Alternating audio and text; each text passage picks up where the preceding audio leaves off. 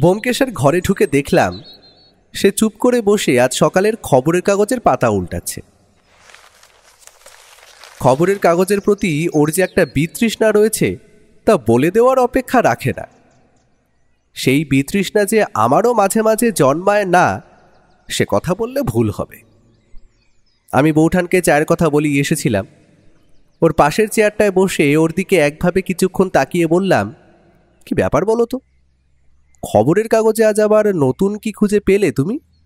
ও খবরের কাগজের পাতা থেকে চোখ না তুলেই বলল, এই যে 3 দিন আগে শহরে একটা খুন হয়েছে, আর খবরের কাগজওয়ালারা দয়া করে আজ সেই খবরটা আমাদের জানিয়েছে। এই সমস্ত অপরাধ হওয়ার এত পরে ব্যাপারটা জানা যায় যে তখন আর তদন্তের জন্য ঘটনাস্থলে কিছুই খুঁজে পাওয়া যাবে না। ওর কথায় স্পষ্ট হতাশা ঝরে পড়ছিল। আমি তাই একটু গলা খাকিয়ে বললাম, আমার সেই রহস্য উপন্যাসটা কিছুদিনের মধ্যেই আসতে চলেছে, বুঝলে। তোমার মনে আছে তোমায় ফাইনাল প্রুফটা দেখিয়েছিলাম? ও একইভাবে একবার শুধু বলল। এত মন দিয়ে যে সে কি দেখছে তা আমি বুঝতে পারলাম না।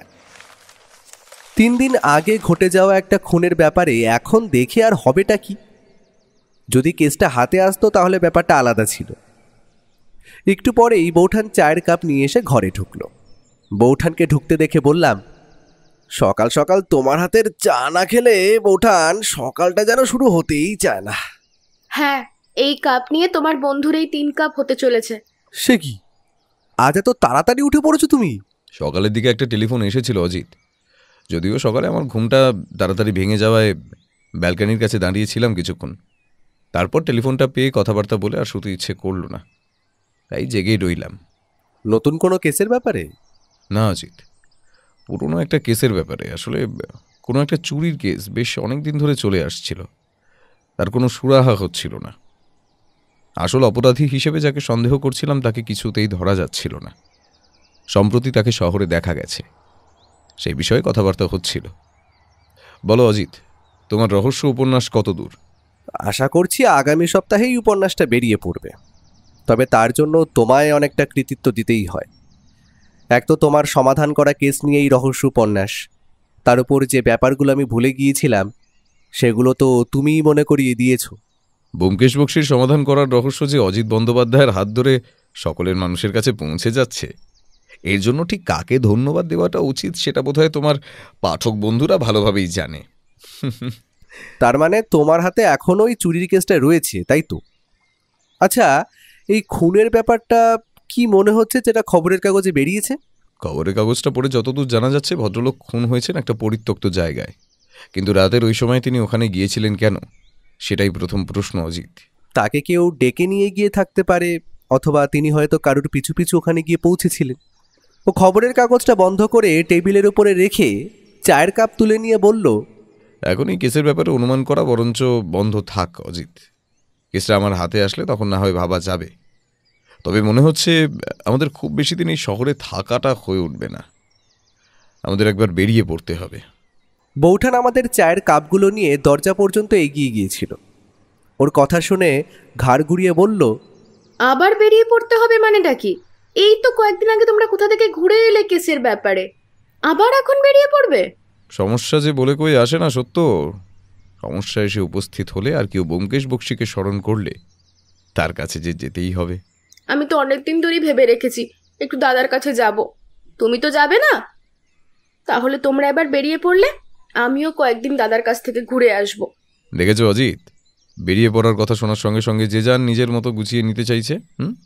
এই জন্যই বোধহয় বলে মানুষ আগে নিজের জন্যই ভাবে। তা কি করব? তোমায় বলে বলে তো আমি আর নিয়ে যেতে পারলাম না, আমাকে একাই যেতে হবে। দাদা বারবার বলেছিল তোমায় নিয়ে যেতে। ঠিক আছে সত্য, আশা করছি আমাদের কাল বেরিয়ে পড়তে হবে। কাল তাহলে তুমি দাদার বাড়িতে চলে যেও।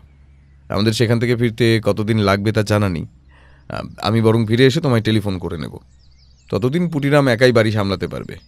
কিন্তু আমরা যাচ্ছিটা কোথায় বলো তো? আর তোমায় এর মধ্যে আবার কে ডেকে পাঠালো?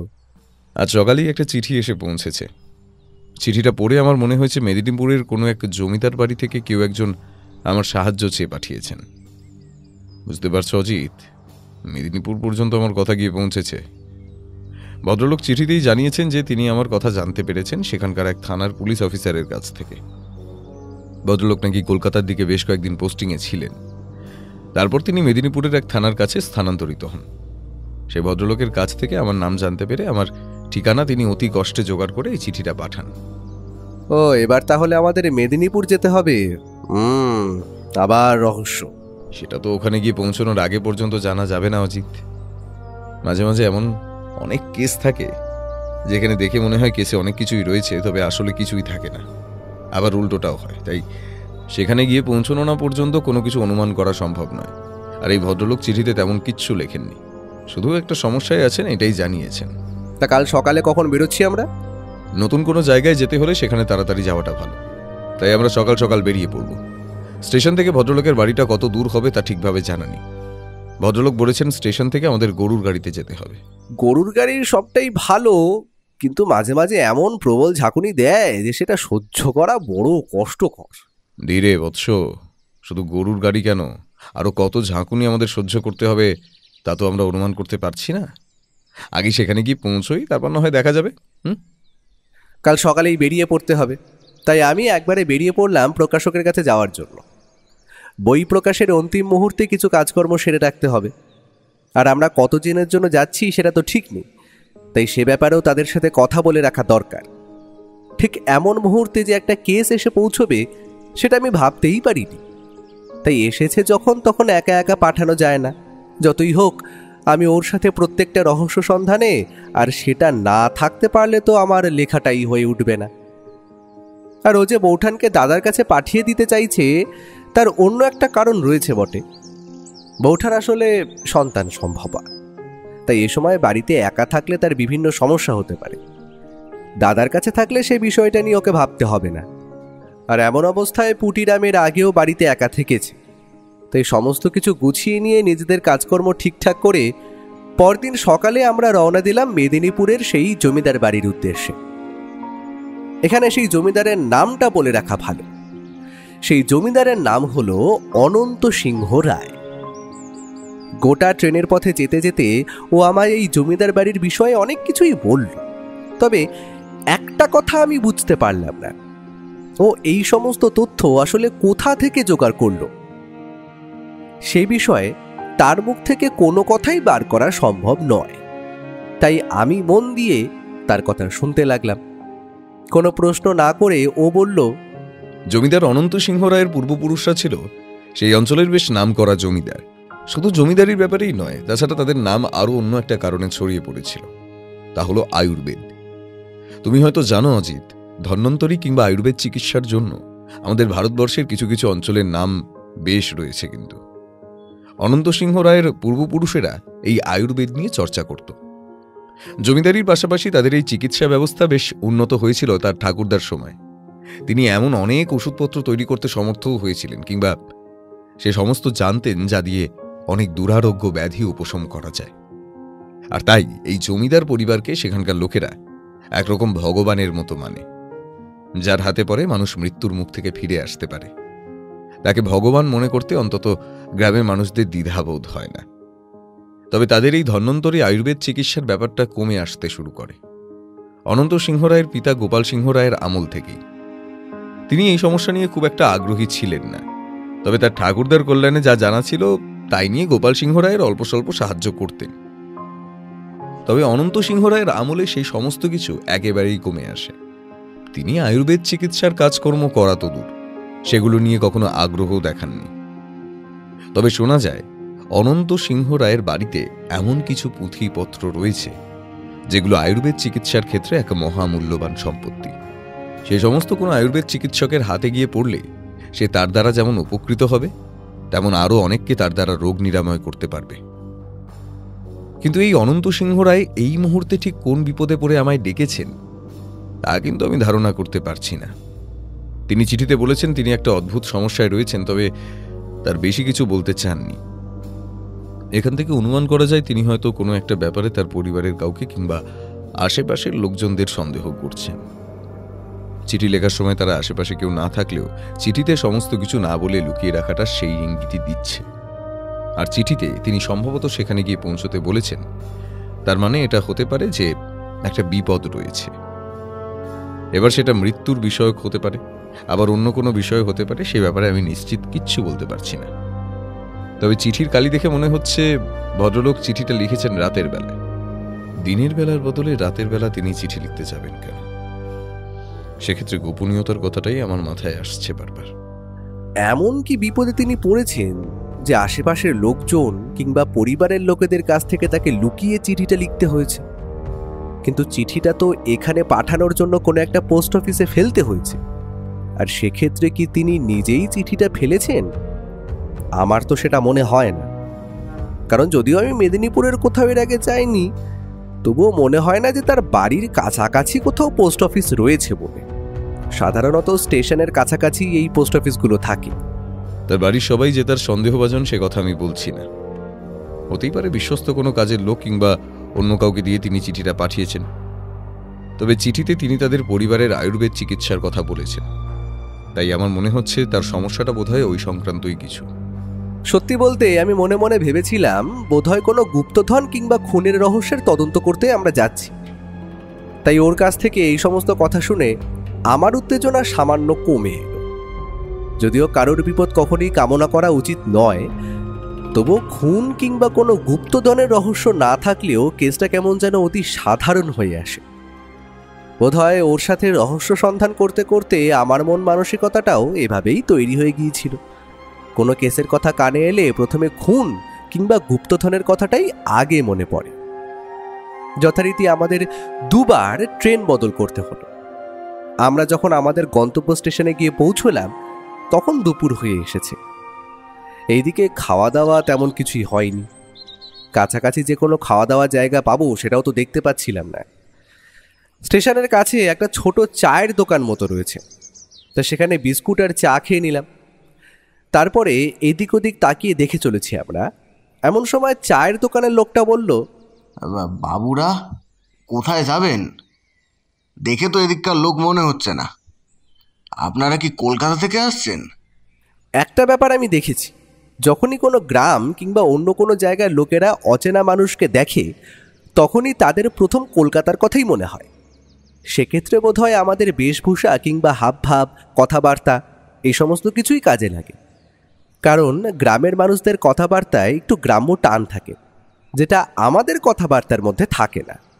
ভায়া হেসে বলল, হ্যাঁ, আমরা কলকাতা থেকেই আসছি। আসলে এখানে অনন্ত সিংহ রায় জমিদারবাবুর বাড়িতে আমরা যাব। ওনার বাড়িটা এখান থেকে ঠিক কতটা দূরে তুমি বলতে পারবে? দোকানদার আমাদের দিকে বেশ কিছুক্ষণ তাকিয়ে দেখল, তারপর দোকান থেকে বাইরে বেরিয়ে এসে বলল, ও, আপনারা জমিদার রায়বাবুর বাড়িতে যাবেন, কিন্তু সেখানে আপনাদের কাজ কি বলুন তো? দোকানদারটির মনে অতিরিক্ত কৌতূহল দেখেই বোধহয় ভায়া বলল, এমন কিছু নয়, আসলে জমিদারবাবুর সঙ্গে আমাদের বেশ কয়েক বছর আগে দেখা হয়েছিল। তিনি আমাদের তার বাড়িতে আসার নিমন্ত্রণ জানিয়েছিলেন, সুযোগ আর হয়ে উঠছিল না, তাই এখন এখানে এসে পড়েছি আর কি। কিন্তু কেন বলো তো, সেখানে কি কিছু ঘটেছে নাকি? চায়ের দোকানদারের মুখে কেমন যেন একটা অদ্ভুত ভাবের পরিবর্তন হলো। সে একটু গলা চেপে বলল, আপনারা শহরের লোক, আপনারা জানেন না ও বাড়িতে কয়েকদিন আগে একটা খুন হয়েছে। কথাটা শুনে আমি কেমন যেন চমকে উঠলাম। তাহলে ও যে বিপদের আন্দাজ করছিল সেটা কি এই বিপদ? আর যে কথাটা লুকিয়ে গিয়েছিলেন অনন্ত সিংহ রায় বাবু, সেটা আসলে এই কথা। ও কিন্তু স্বভাবসিদ্ধ ভঙ্গিতে অতি সহজভাবে বলল, সে কি খুন হয়েছে? কার খুন হয়েছে বলো তো? ও ও বাড়িতে একজন মাস দুয়েক আগে থাকতে এসেছিল, তারই খুন হয়েছে। আমার তো মনে হয় ওই জমিদার বাড়ির কেউই ওকে খুন করেছে। আসলে ও বাড়িতে গুপ্তধন রয়েছে না, সেই গুপ্তধনের খোঁজেই বোধ হয় লোকটা এসছিল। আমি কেমন যেন অবাক হলাম। আসার সময় বারবার গুপ্তধনের কথাটাই মাথার মধ্যে ঘুরছিল, আর এখন তো দেখা যাচ্ছে খুন, গুপ্তধন দুটোই রয়েছে এই কেসটায়। ও কিন্তু কোনো রকম উত্তেজনা দেখালো না, আগের মতোই শান্তস্বরে বলল, সে কি গুপ্তধন রয়েছে ও বাড়িতে? আচ্ছা, তাহলে তো বেশ ভালোই হলো। আর কিন্তু তুমি এত কিছু জানলে কি করে? জমিদার বাড়ি এখান থেকে অনেকটা দূরে বাবুরা। আসলে ওই দিক থেকে মাঝে মাঝে কিছু লোক স্টেশনের দিকে আসে, তাদের মুখেই শুনতে পেয়েছি। আর ওই মাস দুয়েক আগে ওই যে লোকটা খুন হয়েছে সে তো আমার দোকানে এসেছিল, আমার দোকানে জিজ্ঞাসা করলো জমিদার বাড়ির কথা, তারপর চাও খেলো। লোকটাকে দেখে কিন্তু বেশ ভালো মানুষ বলেই মনে হয়েছিল। ওই তো গোপাল এসে গেছে। এ গোপাল, এ বাবুরা জমিদার বাড়িতে নিয়ে যা তো। দোকানদারের কথায় সামনে তাকিয়ে দেখি গরুর গাড়ি নিয়ে একজন আমাদের দিকেই এগিয়ে আসছে। তার পরনে একটা অর্ধ নোংরা সাদা রঙের ধুতি মালকোচা মেরে পরা আর খালিকা, গলায় একটা কালো করে বাঁধা তাবিজ ঝুলছে। মাথার চুল বিক্ষিপ্তভাবে ছড়িয়ে রয়েছে, গোটা শরীর ঘামে ভেজা। তবে তার চেহারা যেমন দশাসই তেমনই তার গরুগুলোর চেহারা। মাথার লম্বা শিংগুলো যেন আমাদের দিকেই তাকিয়ে আছে। একটু এদিক ওদিক হলেই ওই লম্বা শিং পেট ফুঁড়ে বাইরে বেরিয়ে যাবে পেছন থেকে। দোকানদারের কথায় সেই লোকটি গাড়ি থামিয়ে নেমে আমাদের দিকে এগিয়ে এলো। তারপর গ্রাম্য ভাষায় বলল, বাবুরা, এই জমিদার বাড়িতে যাইবেন নাকি? আসুন না, আসুন, আমি নিয়ে যাচ্ছি। তুমি চেনো জমিদার বাড়ি? আচ্ছা, এখান থেকে জমিদার বাড়ি যেতে কতক্ষণ লাগবে? আগে আর একটু এগিয়ে গেলেই রাস্তা খারাপ বাবুরা, তাই একটু সময় তো লাগবে। রাস্তা ভালো থাকলে তাড়াতাড়ি পৌঁছে যেতাম। গ্রাম্য মানুষদের মাঝে মাঝে সময়ের ধারণা খুব একটা থাকে না। তাদের 10 মিনিট মানে আধ ঘন্টাও হতে পারে, 1 ঘন্টাও হতে পারে, আবার 5 মিনিটও হতে পারে। তাই সে নিয়ে আর কথা বাড়ালাম না। আমাদের ব্যাগপত্র তার গরুর গাড়ির পেছনে তুলে দিয়ে গরুর গাড়ির ছইয়ের ভেতরে আমরা ঢুকে বসলাম। একটু অপেক্ষা করতে হলো। গরুর গাড়ির পেছনের দিকে রাখা খড়ের গাদা থেকে খানিকটা খড় বার করে তার গরুদের খেতে দিল। গরুর গায়ে হাত বোলাতে বোলাতে বলল, অবলা জন্তু বাবু, কখন খিদে পেয়েছে আমি তো সব বুঝি, তাই একটু খাইয়ে নি, বুঝলেন? তারপর আপনাদের নিয়ে যাব। আকাশে মেঘ করে আছে কিন্তু। গোপাল, দেখো, বৃষ্টি নামার আগেই আমাদের জমিদার বাড়ি পৌঁছে দিও, না হলে ঝড় বৃষ্টিতে আবার। গোপাল ওর কথাটা শেষ করার আগেই বলে উঠল, না না বাবুরা, আপনাদের বৃষ্টিতে ভেজাবো না, তার আগে জমিদার বাড়ি পৌঁছে দেব। এই জমিদার বাড়িতে তো কি কি এক উৎসব রয়েছে বাবুরা, আপনারা জানেন? আমি এবার একটু অবাক হয়ে পড়লাম। একে খুন, তার ওপর এই গুপ্তধনের ব্যাপারটা, আবার তার ওপর এখন গোপাল বলছে নাকি সে বাড়িতে উৎসব রয়েছে। কিসের উৎসব বলো তো গোপাল? আমার বাড়ি তো ওদিকেই বাবুরা। এই জমিদারের এই নাতির মুখে ভাত রয়েছে যে, তাই উৎসব হবে। এই আমাদের সবার নিমন্ত্রণ আছে। বাহ, এ তো বেশ ভালো খবর। আচ্ছা গোপাল, আমি শুনেছি জমিদার বাড়িতে নাকি একটা খুন হয়েছে। ততক্ষণে আমাদের গরুর গাড়িটা চলতে শুরু করেছিল। গাড়ির চাকার ক্যাঁচর ক্যাঁচর শব্দ আর গরুর চলার শব্দ। স্টেশন থেকে একটা বড় মাটির রাস্তা সোজা নেমে গেছে। সামনের দিকে দুপাশে ফাঁকা জমি, মাঝে মাঝে জমির মাঝে এখানে ওখানে ছোট ছোট ঘর দেখা যায়। এই ঘরগুলো আসলে চাষিদের বোধহয় বিশ্রামের জন্য হতে পারে। তবে এই ঘরগুলোতে ঠিক কি করা হয় তখন আমি জানতাম না। আর ওখানে একটা রাস্তা পেরিয়ে এসে আমাদের গাড়ি ঢোকে গ্রামের মধ্যে। এর মাঝে গোপাল কয়েকটা কথা আমাদের সেই সময় জানায়। হ্যাঁ বাবুরা, একটা খুন তো হয়েছে। ওই যে একজন এসেছিল না, এই মাস 2-3 আগে এলো। তারপর এই জমিদার বাড়িতেই তো থাকতো। ও বাড়িতে নাকি কি সব গুপ্তধন সুপ্তধন রয়েছে, সে তো আমরা অনেক আগে থেকেই শুনে আসছি। ওই লোকটা নাকি সেসব খোঁজার তালে ছিল। একদিন সকালে ওই লোকটাকে ওই বাড়ির পেছনের দিকে ওই যে কোঠা রয়েছে না, ওর কাছেই পড়ে থাকতে দেখা যায়। মাথা থেকে রক্ত বেরিয়ে মাটি ভিজে যাচ্ছে বাবুরা। তারপর তো সেই নিয়ে হই হই ব্যাপার। আর খুব বেশি দিন নয়, এই সপ্তাহখানেক হবে। গোপালের কথা শেষ হতেই ও আমার দিকে তাকিয়ে চাপা স্বরে বলল, চায়ের দোকানের লোকটা বলছিল 2 দিন আগে খুন হয়েছে, তো বলছে সপ্তাহখানেক আগে খুন হয়েছে। ব্যাপারটা কি হচ্ছে বলো তো? বাড়ি থেকে জমিদার বাড়ি পৌঁছানোর মধ্যেই যে আমাদের এতগুলো তথ্য সংগ্রহ হয়ে যাবে, আর তার সাথে কেসে হাত দেওয়ার আগেই যে মাথাটা এভাবে গুলিয়ে যাবে, তা আমি ভাবতেই পারি। ওর কথার উত্তরে তাই শুধু বললাম, যা বলছে তাই শুনে যাও, বাকিটা তো আমরা ও বাড়িতে গিয়ে মিলিয়ে নিতেই পারবো। ওর সাথে গোপালের এর পরেও আরও কিছুক্ষণ কথাবার্তা হলো। গোপালের কথার মানে যেটা দাঁড়ায় তা হলো, কয়েকদিন আগে জমিদার বাড়িতে একটা খুন হয়। যে খুন হয়েছে সে বোধহয় শহরের দিক থেকে এখানে এসেছিল। এবার কি কারণে এসেছিল তা কেউ জানে না। তার মৃতদেহ পাওয়া গেছে বড় বাড়ির বাইরের কুয়োর কাছে। মাথায় কেউ পেছন থেকে আঘাত করেছিল, আর সেই আঘাতেই মৃত্যুটা হয়েছে এমনটা অনুমান করা যাচ্ছে। পুলিশ এসেছিল, তবে তদন্ত করেও নাকি কিছুই পাওয়া যায়নি। কানাঘুষে শোনা গিয়েছিল যে জমিদার বাবু নাকি শহর থেকে গোয়েন্দা নিয়ে আসবে এই কেসটা তদন্ত করার জন্য। তবে এই সমস্ত কিছুর মধ্যে সব কিছু কেমন যেন চাপা পড়ে যায়। সবাই বলা বলি করছিল ওই লোকটা আসলে নাকি গুপ্তধন খুঁজে বেড়াচ্ছিল, তাই ওই বাড়ির গুপ্তধন পাহারা দেওয়ার যে ভূত রয়েছে সে নাকি ওকে এভাবে মেরেছে। এই সমস্ত কিছু ভুলে জমিদারের নাতির অন্নপ্রাশনে গোটা পরিবার মেতে উঠেছে। সবাই ব্যাপারটা কেমন যেন ভুলে গেছে। গ্রামের লোকেরাও সেসব নিয়ে আর মাথা ঘামায়। যে বাড়িতে খুন হয়েছে তারাই যখন ভুলে গেছে, গ্রামের লোকে আর মনে রেখে কি করবে? গোপাল এই সমস্ত কিছু আমাদের এমনভাবে বলে চলল যেন আমরা তার খুব কাছের লোক। সে তার গ্রাম্য ভাষাতে কথাগুলো বললেও আমাদের বুঝতে খুব একটা অসুবিধে হচ্ছিল না। চুপ করে বসে তার কথা শুনছিলাম। তবে একটু পরেই প্রবল ঝাঁকুনিতে আমরা ছইয়ের ভেতরে কেঁপে উঠলাম। গোপাল আগেই বলেছিল রাস্তা খারাপ রয়েছে, তবে সে রাস্তা খারাপ যে এখন তা বুঝতে পারলাম। মাথা পেছনের দিকে বার করে দেখতে পেলাম গোটা রাস্তাটা কেমন যেন কাদা ভরা রয়েছে, তার মধ্যে এখানে ওখানে খানাখন্দ। যে প্রবল ঝাঁকুনি গাড়ির মধ্যে শুরু হলো তা একেবারেই গিয়ে থামলো প্রায় মিনিট 5 পরে।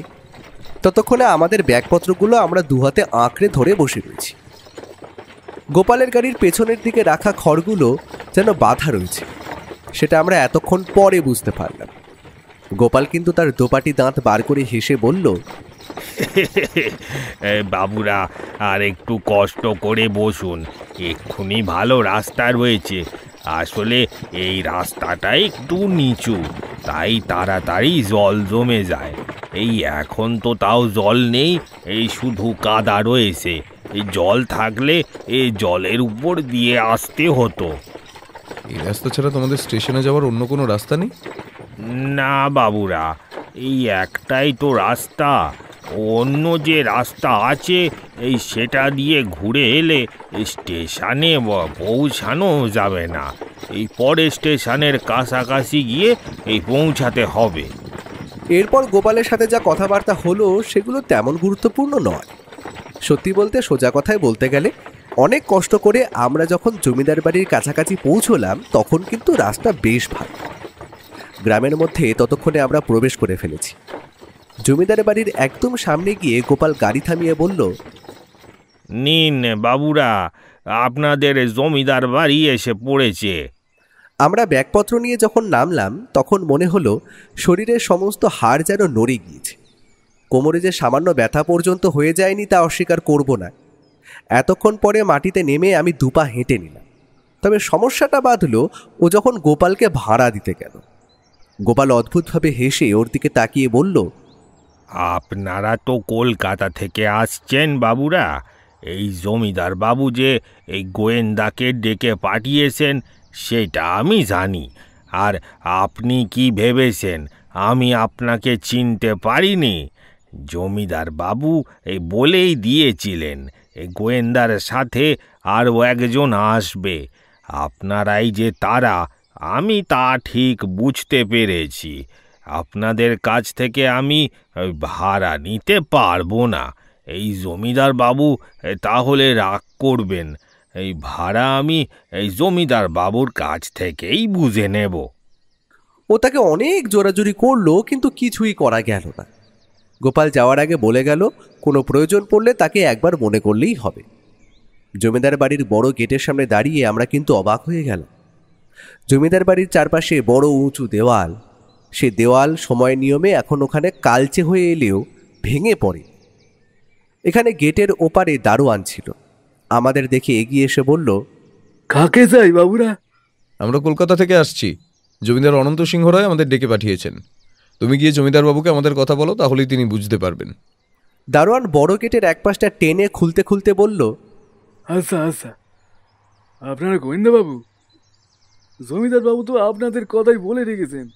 আসুন আসুন আসুন, ভেতরে আসুন, আমি গিয়ে ভেতরে খবর দিছি। আমরা ব্যাগপত্র নিয়ে ভেতরে ঢুকতেই দারোয়ান একরকম ছুটে গিয়ে ভেতরে খবর দিল। বড় গেট পেরিয়ে সামান্য পায়ে চলার পথ এগিয়ে গেলেই একটা বড় বাড়ি। বাড়িটা 3 তলা। দেখেই বোঝা যায় এ বাড়ি অনেক বছর আগে তৈরি হয়েছে। একসময় এই বাড়ির গায়ে রং হলুদ থাকলেও এখন কেমন যেন সেই রং সাদাটে হয়ে এসেছে। আমরা এগিয়ে যাচ্ছি। বাড়ির ভেতরের দিক থেকে গামছা কাঁধে একজন আমাদের দিকে এগিয়ে এসে আমাদের হাত থেকে ব্যাগপত্রগুলো একরকম তুলে নিতেই যাচ্ছিল। ভায়া তখন বলল, না না, আমরা নিয়ে যেতে পারবো, অসুবিধা হবে না।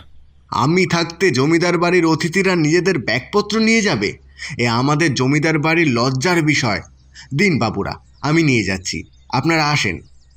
লোকটা আমাদের ব্যাগপত্র নিয়ে বড় বাড়িটার সামনে লম্বা সিঁড়ি দিয়ে ওপরের দিকে উঠতে উঠতে বলল, আপনাদের থাকার ব্যবস্থা দোতলার ঘরে করা হয়েছে বাবুরা, আপনারা আসুন। সে খানিকটা এগিয়ে গেছে। আমরা সিঁড়ি দিয়ে ওপরের দিকে উঠছি। এমন সময় এক ভদ্রলোক এসে বারান্দার মতো জায়গাটার একদম মাঝখানে দাঁড়ালেন। তাকে দেখেই মনে কেমন একটা যেন শ্রদ্ধার ভাব আসছে, কারণ তার মাথার চুল লম্বা, সমস্তটাই সাদা হয়ে আছে। মুখের দাড়ি গোঁফ সব কিছুই সাদা। বোঝা যায় একসময় বেশ সুদর্শন ছিলেন। আর তাছাড়া তার শরীরের গঠনও সুদৃশ্য। তার পরনে একটা হালকা হলদে রঙের ধুতি, গায়ে পাঞ্জাবি, গলার উপরে মোটা সোনার চেন ঝুলছে, হাতে বেশ কয়েকটা সোনার আংটিও রয়েছে। তার মুখে বয়সের ছাপ, চোখের তলায় গাঢ় কালি, তবে মুখে আর চেহারায় একটা আভিজাত্যের ভাব এখনও রয়েছে। তার পায়ে চামড়ার জুতো। ও এগিয়ে গিয়ে নমস্কার করে বলল, নমস্কার জমিদার বাবু, আপনি কি আমাদের জন্য অপেক্ষা করছিলেন? আপনি ব্যোমকেশ বাবু, তা বুঝতে পারছি, তবে আপনি আমায় চিনলেন কি করে? এর আগে তো আপনি আমায় দেখেননি কখনো। সে কথা থাক জমিদার বাবু, আপনি মনে করুন ও আমার একটা অভ্যেস, আমি মানুষ চিনে নিতে পারি। তবে আপনার সঙ্গে... কথাটা বলেই ও চুপ করল, কারণ ততক্ষণে পেছনের দিক থেকে আরও এক ভদ্রলোক বেরিয়ে এসেছে। জমিদার বাবু বললেন, আপনারা দোতলার ঘরে গিয়ে হাত মুখ ধুয়ে বিশ্রাম করুন, আপনাদের খাবার ঘরে দেওয়া হবে। আজ তো প্রায় বিকেল হয়েই গেল, আজ আর আপনাদের জমিদার বাড়ি দেখাতে পারবো না, কাল না হয় দেখাবো। এই হরিনাথ, বাবুদের ঘরে নিয়ে যা। আমি বুঝতে পারছিলাম ও কিছু একটা বলতে গিয়ে পেছনে সেই ভদ্রলোককে দেখে থেমে গিয়েছিল। আর জমিদার বাবু যেন বুঝতে পেরেছিলেন ও কোনো একটা গোপন কথা বলতে চাইছে, তাই তিনি ওকে সেখান থেকে ঘরে চলে যেতে বললেন। সত্যি বলতে আমরা সেদিন বেশ ক্লান্ত ছিলাম, গরুর গাড়ির ঝাঁকুনির জন্য হয়তো। তাই নিজেদের ঘরে এসে হরিনাথের দেখিয়ে দেওয়া বাথরুমে একরকম স্নান সেরে নিলাম। তারপর জামা কাপড় বদলে নিজেদের বিছানায় এসে সবে বসেছি, এমন সময় হরিনাথ দুটো খাবারের থালা নিয়ে এলো। আমাদের যে ঘরে থাকতে দেওয়া হয়েছে সেই ঘরের কোণে একটা বড় টেবিল রয়েছে, দুটো চেয়ারও রয়েছে। সেখানে বসেই আমরা আমাদের খাওয়া দাওয়া সেরে নিলাম। ততক্ষণে বিকেল প্রায় শেষ হয়ে আসতে শুরু করেছে। আসলে আমরা এ বাড়িতে যখন ঢুকেছি তখনই বিকেল হয়ে এসেছিল। সন্ধে হতেই হরিনাথ এসে আমাদের ঘরে হ্যারিকেন জেলে দিয়ে গেল আর বলে গেল রাতের বেলা বাইরে বের হতে না। কিন্তু কেন সে ব্যাপারে কিছু বলল না। ভায়াকেও দেখলাম সে আর কিছুই প্রশ্ন করল না, বোধহয় সেও ক্লান্ত হয়েছিল। সেদিন আর তেমন কিছুই ঘটল না। রাতের বেলা আগের মতোই হরিনাথ আমাদের ঘরে এসে খাবার দিয়ে গেল। বলে গেল জমিদার বাবু বলেছেন কাল আমাদের সাথে কথা বলবেন, আজ আমরা ক্লান্ত তাই আজ বিশ্রাম নিতে বলেছেন। ভায়া কেমন যেন চুপ করে গেছে বলে মনে হলো। সে আমার সাথে টুকিটাকি কথাবার্তা ছাড়া এই কেসের ব্যাপারে আর কিছুই বলল না। তবে রাত্রে ঘুমানোর সময় ও হঠাৎ বলে উঠল, আচ্ছা অজিত, যে কথাটা ওই গোপাল জানে সে কথাটা এ বাড়ির আর কেউ জানে না বলে তোমার মনে হয়? কি কথা বলো তো? এই যে আমরা এখানে ওই কোন একটা কেসের ব্যাপারে তদন্ত করতে এসেছি, সেই ব্যাপারটা? যদি হয় জমিদারবাবু নিজেই গোপালকে স্টেশনে পাঠিয়েছিলেন তাহলে ব্যাপারটা অন্যরকম হতে পারে, না হলে কিন্তু... ও আর কিছুই বলল না। একটু পরেই বুঝতে পারলাম সে বোধহয় ঘুমিয়ে পড়েছে। আমি আর অপেক্ষা করলাম না, ঘুমিয়ে পড়লাম। কারণ বুঝতে পারছিলাম কাল থেকেই এ বাড়িতে খুন, তার সাথে গুপ্তধন, এমনকি অদ্ভুত সেই ভূতের রহস্য, যে কথাটা জমিদার বাড়ির গুপ্তধনের সাথে অভিশাপের মতো রয়েছে, সেই সমস্ত কিছু নিয়ে মাথা ঘামাতে হবে। তার আগে একটু বিশ্রাম নেওয়া প্রয়োজন। তাই ঘুমিয়ে পড়লাম। অনেক রাতের দিকে কোনো একটা কারণে ঘুমটা ভেঙে গেল, আর ঘুম ভাঙতেই দেখতে পেলাম ও ঘরের জানলার কাছে দাঁড়িয়ে রয়েছে।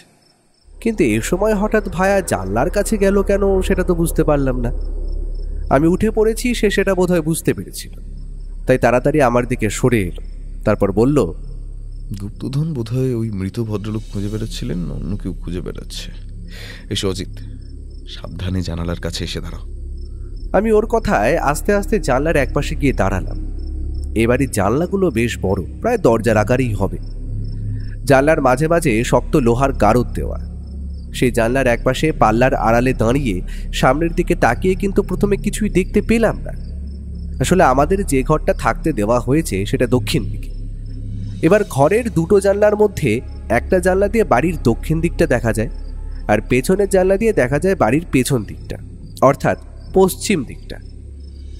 অন্ধকারে তাকিয়ে প্রথমে কিছুই দেখতে না পেলেও চোখ সয়ে যাওয়ার পরে বুঝতে পারলাম আমাদের এই জানলা দিয়ে বাড়ির বাইরে যে অংশটা দেখা যাচ্ছে তাতে একটা অন্ধকার ছায়ামূর্তি যেন ঘুরে বেড়াচ্ছে।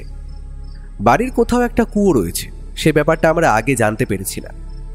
এখন কেমন যেন মনে হলো সে সেখানে ঘুরে বেড়াচ্ছে, সেখানে কিছু একটা রয়েছে। বাইরে চাঁদের আলো নেই, বোধহয় অমাবস্যা কিংবা তার কাছাকাছি সময়ে চলে এসেছে। আর তাছাড়া আকাশে যে কালো মেঘ করে রয়েছে তা বিকেল থেকে বুঝতে পেরেছিলাম। এর মধ্যে লোকটাকে দেখা সম্ভব নয়।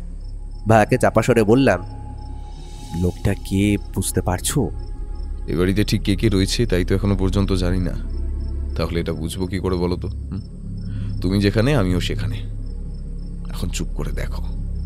লোকটা কিন্তু আরো কিছুক্ষণ একটা নির্দিষ্ট জায়গার আশেপাশে ঘুরে বেড়ালো, তারপর হঠাৎ করেই সামনের দিকে চলে গেল। সামনের দিকে দেখতে গেলে দরজা খুলে বাইরে বেরোতে হয়, কিন্তু সেটা করা কি ঠিক হবে আমি এমনটা ভেবে চলেছি, এমন সময় ভায়া ঘরের দরজা আস্তে আস্তে খুলে বাইরে ব্যালকনির কাছে চলে গেল। বোধহয় ব্যালকনি থেকে বাইরে ঝুঁকে দেখার চেষ্টা করছিল। আমি মনে মনে একটু বিপদের আশঙ্কা করলাম, যে ঘুরে বেড়াচ্ছে তার কাছে যদি কোনো অস্ত্র থাকে, আর এত রাতে কেউ এ বাড়ির বাগানে কেন ঘুরে বেড়াবে? কিছু বোঝার আগেই ভায়া ঘরে ফিরে এলো। দেখতে পেলাম না, ঠিক কোথায় গেল বুঝতে পারলাম না। লোকটা এত রাতে ঘুরে বেড়াচ্ছিল কেন? তুমি কখন দেখতে পেলে লোকটাকে? ঘুম আসছিল না বলে জানালার কাছে দাঁড়িয়েছিলাম, একটু পাশে সরে ওই চেয়ারটা নিয়ে বসেই ছিলাম আর কি। হঠাৎ করেই মনে হলো লোকটা সামনের দিক থেকে এলো। আমি অপেক্ষা করলাম সে কি করে দেখার জন্য। লোকটা একবার বাড়ির পেছনের দিকে গেল, আবার সামনের দিকে এলো, কিন্তু কি করছিল সেটাই বুঝতে পারলাম না। তা এ বাড়ির কেউ হতে পারে? হতেও পারে, আবার নাও হতে পারে। কেসটা আস্তে আস্তে জট পাকাতে শুরু করেছে অজিত। কাল সকালে অনন্ত সিংহ রায়ের কাছ থেকে সমস্যাটা জানতে হবে, নাহলে খুব শিগগিরই আরও একটা বিপদ ঘটে যেতে পারে। চলো বাকি রাতটা ঘুমিয়ে নেওয়া যাক। ঘুম আমার আসছিল না, এই সমস্ত কিছুই ভেবে চলেছিলাম। তবে যখন ঘুম আসে তখন কোনো কিছুই বোঝা যায় না, তাই কখন যে চোখ দুটো বন্ধ হয়ে এসেছে তা আমার মনে নেই। চোখ বন্ধ হওয়ার আগে ওর মুখ থেকে চাপাসরে একটা কথা শুনতে পেলাম। গুপ্তধনের উপরে যদি কোনো অভিশাপ থাকে তাহলে ওই লোকটার মাথায় আঘাতের চিহ্ন রয়েছে কেন? আর গুপ্তধনটাই বা আসলে কি? তার সঙ্গে ওই আয়ুর্বেদের পুঁথির কোনো সম্পর্ক নেই তো? তারপরে আর কিছু মনে নেই। ঘুম ভাঙলো একদম পরদিন সকালে। ঘুম ভাঙতেই দেখি ব্যোমকেশ জানলার কাছে দাঁড়িয়ে রয়েছে। আমার ঘুম ভাঙতে দেখে বলল, সুপ্রভাত অজিত, উঠে পড়ো উঠে পড়ো। চলো আমাদের অনন্ত সিংহ রায়ের সঙ্গে একবার দেখা করতে হবে। কাল বিকেলে এসে পৌঁছলাম, এখনো তো কিছুই জানা গেল না। চলো চলো চলো। আমি আর কথা না বাড়িয়ে তাড়াতাড়ি হাত মুখ ধুয়ে জামা কাপড় বদলে নিলাম। একটু পরেই যখন হরিনাথ আমাদের ঘরে এসে আমাদের চায়ের কথা বলতে এলো, তখন ও তাকে অনন্ত সিংহ রায়ের কথা বলল। হরিনাথ চলে যেতেই ভায়া বলল, মনে রেখো অজিত, কোনোভাবেই কাল রাতে আমরা যা যা দেখতে পেয়েছি সেটা কিন্তু জমিদার বাবুর সামনে ভুল করেও বলে বসো না। আমি ওর কথা একটু হাসলাম। মাঝে মাঝে আমি এমনি মুখ ফসকে কিছু কথা বলে ফেলি। আসলে ঠিক বুঝতে পারি না কোন কথাটা ও লুকিয়ে রাখতে চায় আর কোনটা বলতে চায়। তবে আমি ভেবে রাখলাম আমি একদম চুপ করে সমস্ত কিছু শুনব। যখন ও কিছু বলতে বলবে তখনই বলবো। একটু পরেই হরিনাথ এসে বলল, বাবুরা, আপনাদের চা দেওয়া হয়েছে জমিদার বাবুর ঘরে, সেখানেই চলে যান। জমিদার বাবুর সাথে কথাও হয়ে যাবে। আপনারা জমিদার বাড়ি দেখতে এসেছেন কলকাতা থেকে, তাই না? হ্যাঁ, আসলে শুনেছি অনন্তবাবুর ঠাকুরদার সময় তারা আয়ুর্বেদ নিয়ে কোনো একটা চিকিৎসা করতেন। তা সেই ব্যাপারে কিছু জানার জন্যই আমরা কলকাতা থেকে এসেছি আর কি। আসলে আয়ুর্বেদ সম্পর্কে আমাদের কৌতূহল রয়েছে। সেসব কি আর এখন পাবেন বাবুরা? জমিদার বাবু তো ওসব নিয়ে মাথা ঘামান না। সেসব কবে কোথায় চলে গেছে। হরিনাথের গলায় স্পষ্ট হতাশা ঝরে পড়ল। ও বলল, আসার পথে শুনেছিলাম তোমাদের এই বাড়িতে নাকি কোথায় গুপ্তধন রয়েছে। সে ব্যাপারে তুমি কিছু জানো না? গুপ্তধনের ব্যাপার আপনি কি করে জানলেন বাবু? গুপ্তধন আছে সে কথা তো আমরাও শুনেছি, কিন্তু সে কি আর আছে? ওসব কবেই গেছে। আমার তো ওসব বিশ্বাস হয় না। আসুন বাবুরা।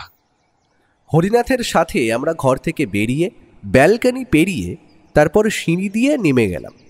দোতলায় অনন্তবাবুর ঘর। দোতলাতে অনন্তবাবুর ঘরে এসে ঢুকতেই দেখলাম তিনি বিছানার ওপরে বসে রয়েছে। তার সামনে একটা ছোট্ট টেবিলের ওপরে চায়ের কাপ রাখা।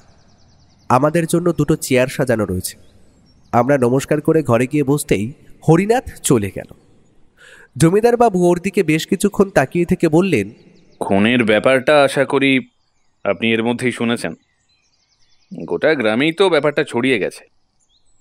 আপনারা শুনে থাকবেন না সেটা তো আর হয় না। অল্প স্বল্প যে শুনিনি সে কথা বলবো না, তবে গোটা ব্যাপারটা আপনার কাছ থেকে আরো ভালোভাবে শুনতে পারলে আমার কাজ করতে সুবিধা হয় আর কি। আসলে আপনি কি কারণে আমাদের ডেকেছেন সেটা যদি একটু খুলে বলেন।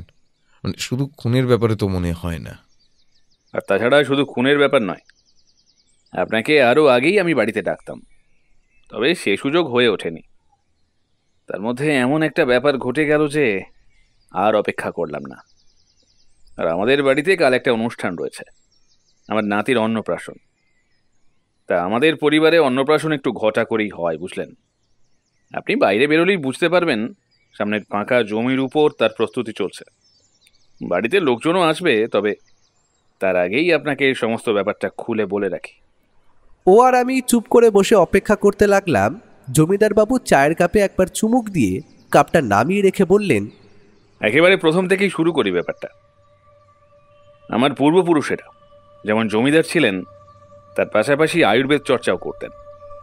তবে আমার ঠাকুরদার সময় পর্যন্তই সে চর্চা অব্যাহত ছিল। আমার বাবা এই সমস্ত বিষয়ে খুব একটা আগ্রহ দেখাতেন না, জমিদারি নিয়েই ছিলেন। আর আমার সময় তো জমিদারিও এখন আর খুব বেশি নেই। যা জমি জমা রয়েছে তাতে যা চাষ হয়, আর কিছু জমির খাজনা থেকে আমাদের যা অর্থ লাভ হয় তাতেই চলে যায়। বাবার রেখে যাওয়া সম্পত্তি, অর্থ, সমস্ত কিছুই যা রয়েছে তাতে আমার ছেলের পায়ের ওপর পা তুলে বসে খেলে সে অর্থ শেষ হবে না। তবে আমার ছেলে কিন্তু তেমনটা নয়। সে নিজের কাজ ভালোভাবে বসে জমি জমা, খাজনা, চাষবাস সবকিছুই সে একা হাতেই সামলায়।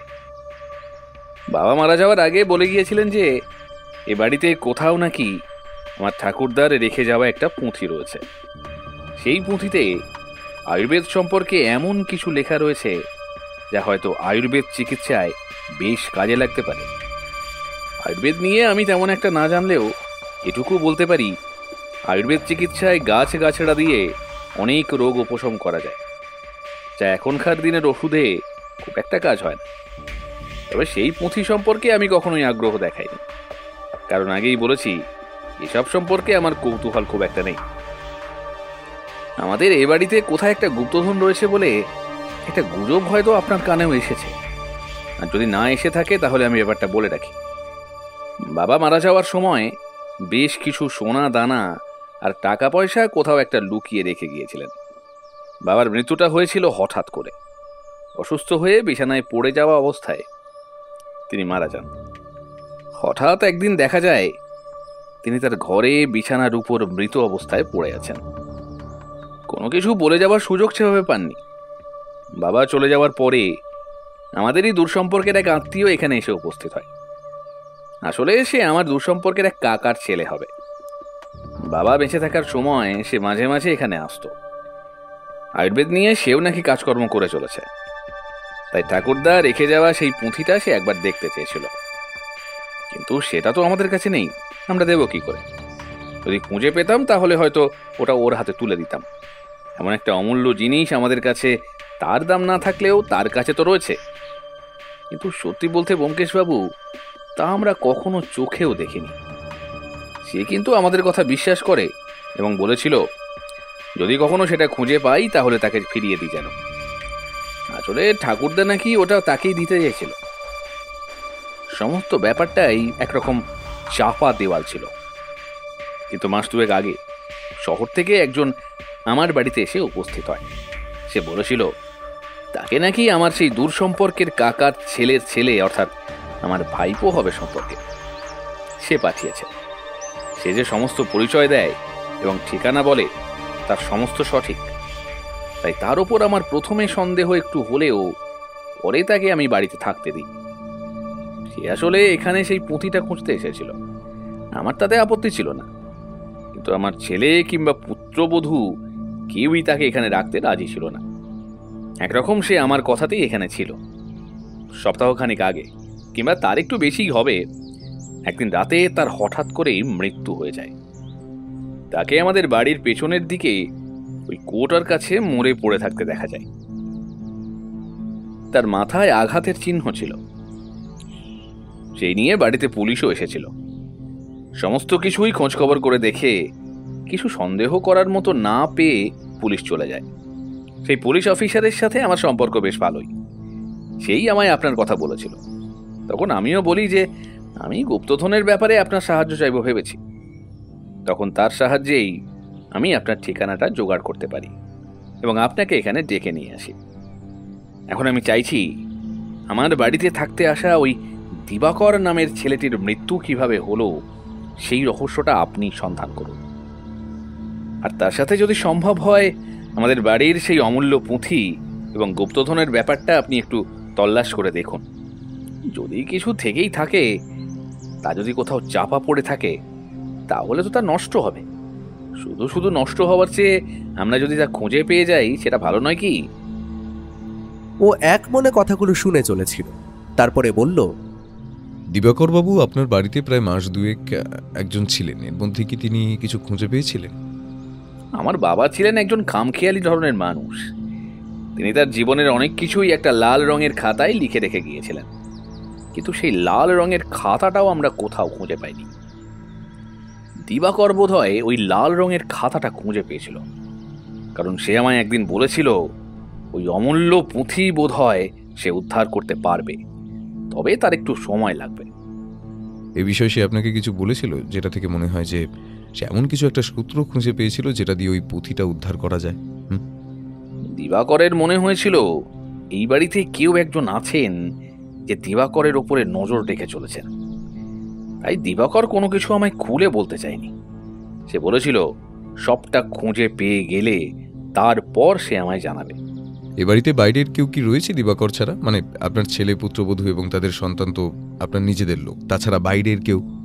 হ্যাঁ ব্যোমকেশবাবু, আমার একজন খাজাঞ্চি বাবু রয়েছেন, যিনি এই সমস্ত হিসেবপত্র দেখেন।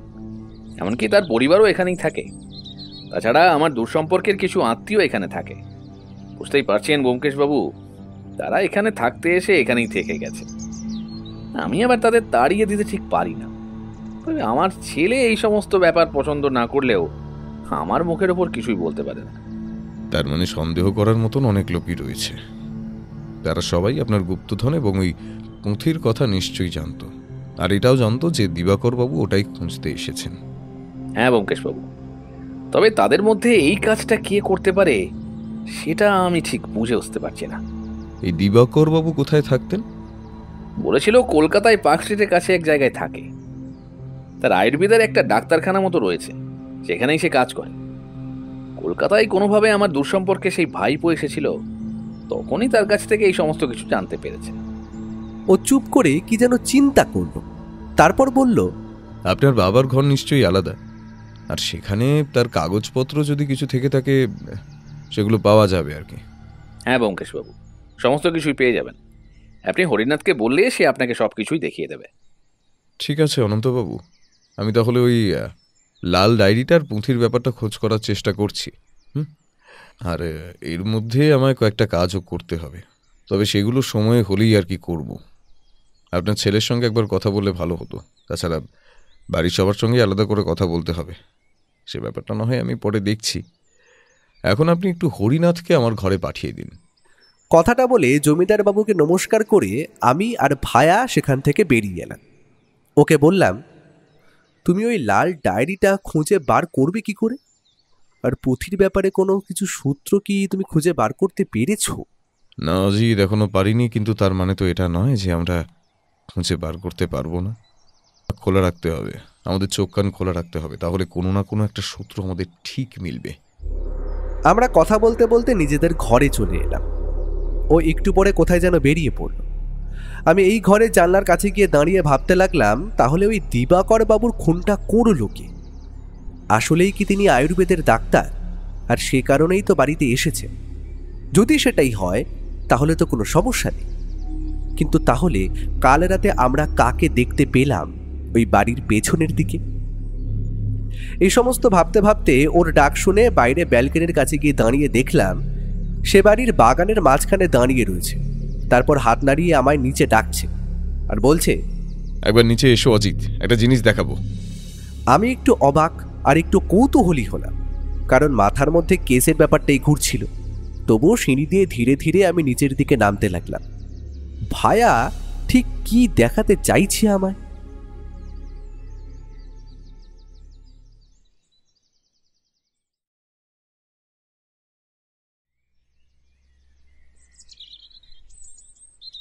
অজিত, আচ্ছা তোমার কি মনে হয় ওই দিবাকর বাবুকে কে ফোন করেছে? আমার মনে হয় ওই দিবাকর বাবু যে আসলে পুঁথিটার ব্যাপারে জানতে পেরেছিলেন, সেটা হয়তো তিনি কাউকে জানিয়েছিলেন, আর সেই কারণেই তাকে ওভাবে খুন হতে হয়। কিন্তু অনন্ত সিংহ রায় নিজেই বলেছেন তিনি দিবাকরের কাছ থেকে পুঁথির ব্যাপারে কিছুই জানতে পারেননি। শুধু দিবাকর বাবু তাকে বলেছিলেন তিনি বোধহয় ওই পুঁথিটার সন্ধান পেয়েছেন। এটাও তো হতে পারে ব্যোমকেশ, আমরা শুধু শুধু ভাবছি যে পুঁথিটার ব্যাপারে দিবাকর বাবু খুন হয়েছেন। খুনটা তো অন্য কোনো কারণেও হতে পারে। অবশ্যই হতে পারে অজিত, কিন্তু তুমি আমায় একটা ধারণা দাও, যে কারণে দিবাকর বাবুর খুন ওই পুঁথি কিংবা এবারের গুপ্তধনের সম্পর্ক ছাড়া হতে পারে। এই কথায় আমি কিছুই বলতে পারলাম না। ব্যোমকেশ যে কি ভেবে চলেছে সেটা আমি বুঝতে পারছিলাম, কিন্তু মোটিভটা তো আমাদের আগে খুঁজে বের করা প্রয়োজন। একটা কারণ তো খুঁজে বার করতে হবে। ব্যোমকেশ কিন্তু আর কিছু বলল না, তার বদলে নিজের খাতাটা খুলে নিয়ে তাতে কিছু যেন লিখে রাখতে শুরু করল। আমি যখন তাকে বললাম, ব্যোমকেশ তুমি বরং তাহলে তোমার কাজ করো, আমি বরং বাইরে থেকে একবার ঘুরে আসি, বুঝলে? ব্যোমকেশ কথার উত্তর না দিয়ে ইশারায় আমায় তাই করতে বলল। তাই আমিও বাইরে বেরিয়ে এলাম। সেখানে আর অপেক্ষা করলাম না, কারণ এই কেস, মৃত্যু, পুঁথি এই সমস্ত কিছু ভালো লাগে, কিন্তু ব্যাপারটা একঘেয়ের মতো হয়ে যাচ্ছিল, কিছুই বোঝা যাচ্ছিল না। তাই আমি বাইরে এসে ব্যালকনির কাছে দাঁড়ালাম। বাইরে বেরিয়ে ব্যালকনির দিকে এগিয়ে যাব, হঠাৎ করে মনে হলো সিঁড়ির কাছে কেউ যেন এতক্ষণ দাঁড়িয়েছিল। তারপর সে হঠাৎ নিচের দিকে নেমে গেল। ব্যাপারটা দেখে একটু চমকে উঠলাম। তাহলে কি কেউ আমাদের কথাবার্তা শোনার চেষ্টা করছিল? কিন্তু আমাদের কথাবার্তা শোনার চেষ্টা এই বাড়িতে কে করবে? তাহলে কি এমন কেউ আছে যার সাথে অপরাধের কোনো একটা সম্পর্ক রয়েছে? আমি তাড়াতাড়ি ব্যালকনি ধরে সিঁড়ির দিকে এগিয়ে গেলাম, কিন্তু সেখানে তখন আর কাউকেই দেখতে পেলাম না। যে এসেছিল সে বোধহয় নিচে নেমে গেছে। ব্যালকনি ধরে বেশ কিছুক্ষণ চুপ করে দাঁড়িয়ে রইলাম, করার মতো কিছুই নেই। বারবার মনে হচ্ছিল ব্যোমকেশকে গিয়ে ব্যাপারটা জানায়। তারপর ভাবছিলাম শুধু শুধু তাকে এটা বললে সে হয়তো আবার চিন্তা করবে। দোনামোনা করতে করতে একসময় গিয়ে ব্যোমকেশকে কথাটা বললাম, কিন্তু সে যেন হেসেই উড়িয়ে দিল। বলল, এবাড়ির কেউ যে ওই অপরাধের সঙ্গে যুক্ত সে ব্যাপারে আমি জানি, হ্যাঁ, তাই আমাদের উপর যে কেউ নজর রাখার চেষ্টা করবে সেটাই স্বাভাবিক। যদি ওটা না হতো তাহলে বরং অবাক হতাম। কিন্তু কে করছে সেটা এখন জানা যাবে না, যে সেটা জানতে গেলে বেশ খানিকটা সময় লাগবে। তার আগে পর্যন্ত এটা বাড়ির কাউকে বলো না। আমি কি করছি, কোথায় আছি, কিংবা কোন পথে তদন্ত করছি, এই সব কিছুই এখন গোপন রাখতে হবে। আসলে এই বাড়িতে আমাদের প্রতিদ্বন্দ্বী যে কে সেটাই বোঝা যাচ্ছে না। তুমি ঠিক কাকে সন্দেহ করছো বলো তো? এই মুহূর্তে বাড়ির প্রায় সকলকেই সন্দেহ করা যায়। সবার কাছে এই সময় মোটিভ সব কিছুই রয়েছে, তাই সন্দেহের বাইরে আমি কাউকেই রাখতে পারছি না। সে কি? কিন্তু অনন্ত সিংহ রায় যে আমাদের চিঠি লিখে এখানে ডেকে পাঠিয়েছেন, তাকে সন্দেহ করার কারণটা কি? প্রধান লক্ষ্য কিন্তু পুঁথিটা উদ্ধার করা, তারপর দিবাকরবাবুর মৃত্যুর রহস্য সমাধান করা। তাই অনন্ত সিংহের উদ্দেশ্য থাকতেই পারে। ব্যোমকেশের কথায় আমার কেমন যেন সন্দেহ হল। কথাটা ব্যোমকেশ মিথ্যে বলেনি। এর আগেও আমরা অনেকবার এমন কিছু ব্যাপার দেখেছি যেখানে যে আমাদের কাছে কেস নিয়ে এসেছে সেই আসলে প্রধান অপরাধী। তবে এক্ষেত্রে দিবাকর বাবুর খুনটা যে অনন্ত সিংহ রায় করতে যাবে সেটা কিন্তু আমার অন্তত মনে হচ্ছিল না। এর প্রধান কারণ হলো দিবাকর বাবুকে তো অনন্তবাবু নিজেই থাকতে দিয়েছিলেন। এমনকি তার থাকার ব্যাপারটা অনন্তবাবুর ছেলে এবং তার স্ত্রী কারোরই তেমন একটা পছন্দসই হয়। ব্যোমকেশ কিছুই বলল না, নিজের মনে কি যেন লিখে যেতে লাগলো। আমি বুঝতে পারছিলাম এখন তাকে বিরক্ত করাটা ঠিক হবে না, তাই আমিও আর সময় নষ্ট না করে ঘরে জানলার কাছে গিয়ে দাঁড়ালাম। নিচের দিকে তাকিয়ে সেই পরিত্যক্ত পুরনো কুয়োটা দেখা যায়। অনন্ত সিংহ রায়ের বাড়িতে আমাদের যে ঠিক কতদিন থাকতে হবে তা আমরা বুঝতে পারছিলাম না। এখানে আসার আগেই কেসের ব্যাপারে অনেক কিছুই আমরা জানতে পেরেছি।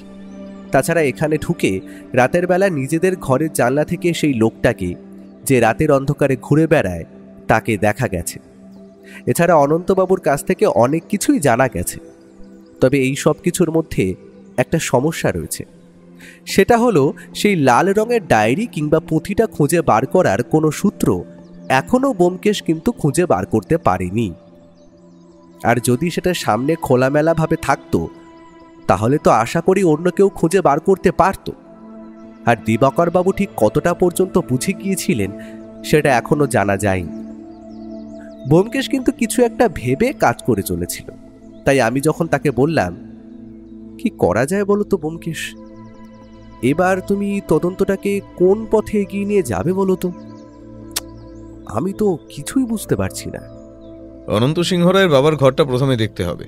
দেখো, আর যেভাবেই হোক না কেন এই পুঁথি আসলে বাড়ির পারিবারিক সম্পত্তি, তাই অনন্ত সিংহ রায়ের থেকে সেই পুঁথির কথা বেশি জানবে তার ঠাকুরদা কিংবা তার বাবা। ওখান থেকেই আমাদের কিন্তু শুরু করতে হবে। তারপর না হয় অন্য যে পথে কেসটা এগোবে সেভাবে দেখব। তবে একটা কথা বলতে পারি অজিত। আমি ব্যোমকেশের কথা শুনে একটু অবাক হয়ে তার দিকে তাকাতেই ব্যোমকেশ বলল, কেসটা কিন্তু বড় সহজ হবে না। এ ব্যাপারে আমার সামান্য খটকা রয়েছে, আর সেগুলো যদি সত্যি হয় তাহলে এই কেসটা বড্ড ভোগাবে অজিত। ব্যোমকেশ শেষের কথাগুলো যেন নিজের মনের স্বভাবতত্ত্বের মতো বলছিল। একটু পরেই দরজার কাছে এসে দাঁড়ালো হরিনাথ। হরিনাথ আমাদের ঘরে আসলে ব্যোমকেশ তার সাথে বেরিয়ে পড়ল, আমায় ঘরে থাকতে বলে গেল। আমি বুঝতে পারছিলাম ব্যোমকেশ নিশ্চিন্তে একা একাই কাজটা করতে যায়, তাই আমিও নিজের মতো ব্যালকনির সামনেই দাঁড়িয়ে রইলাম। বাড়ির সামনের ফাঁকা জায়গাটায় সত্যিই বেশ লোকজন রয়েছে।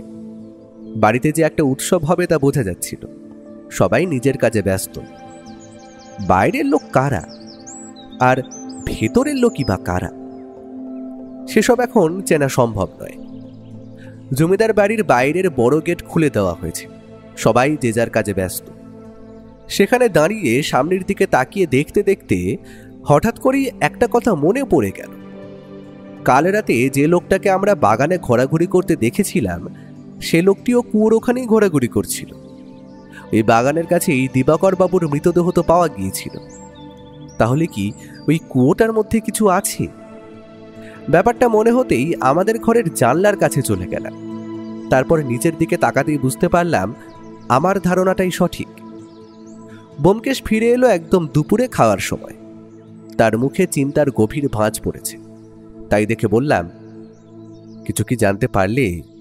অনন্ত সিংহ রায়ের বাবার কাগজপত্র দেখে কিন্তু তেমন কিছু বোঝা গেল না, তবে একটা নতুন কথা জানতে পেরেছি। দিবাকর বাবুর থাকার জন্য একটা আলাদা ঘর দেওয়া হয়েছিল। সেই ঘরটা একতলার কোণার দিকে। এ বাড়িতে অনন্ত সিংহবাবুর ঘর দোতলায়, তার ছেলে পুত্রবধূর ঘরও দোতলায়, এমনকি সেই খাজাঞ্চি বাবুর ঘরও দোতলায়। একতলায় শুধু তাদের ঘর রয়েছে যাদের অনন্তবাবু থাকতে দিয়েছেন, তার সঙ্গে দিবাকরবাবুর ঘরও রয়েছে একতলায়। 3 তলার ঘরগুলোতে কিন্তু কেউ থাকে না, একমাত্র আমাদের এখানে থাকতে দেওয়া হয়েছে। এমনকি কেউ এখানে বেড়াতে এলে তাকে 3 তলার ঘরে থাকতে দেওয়া হয়।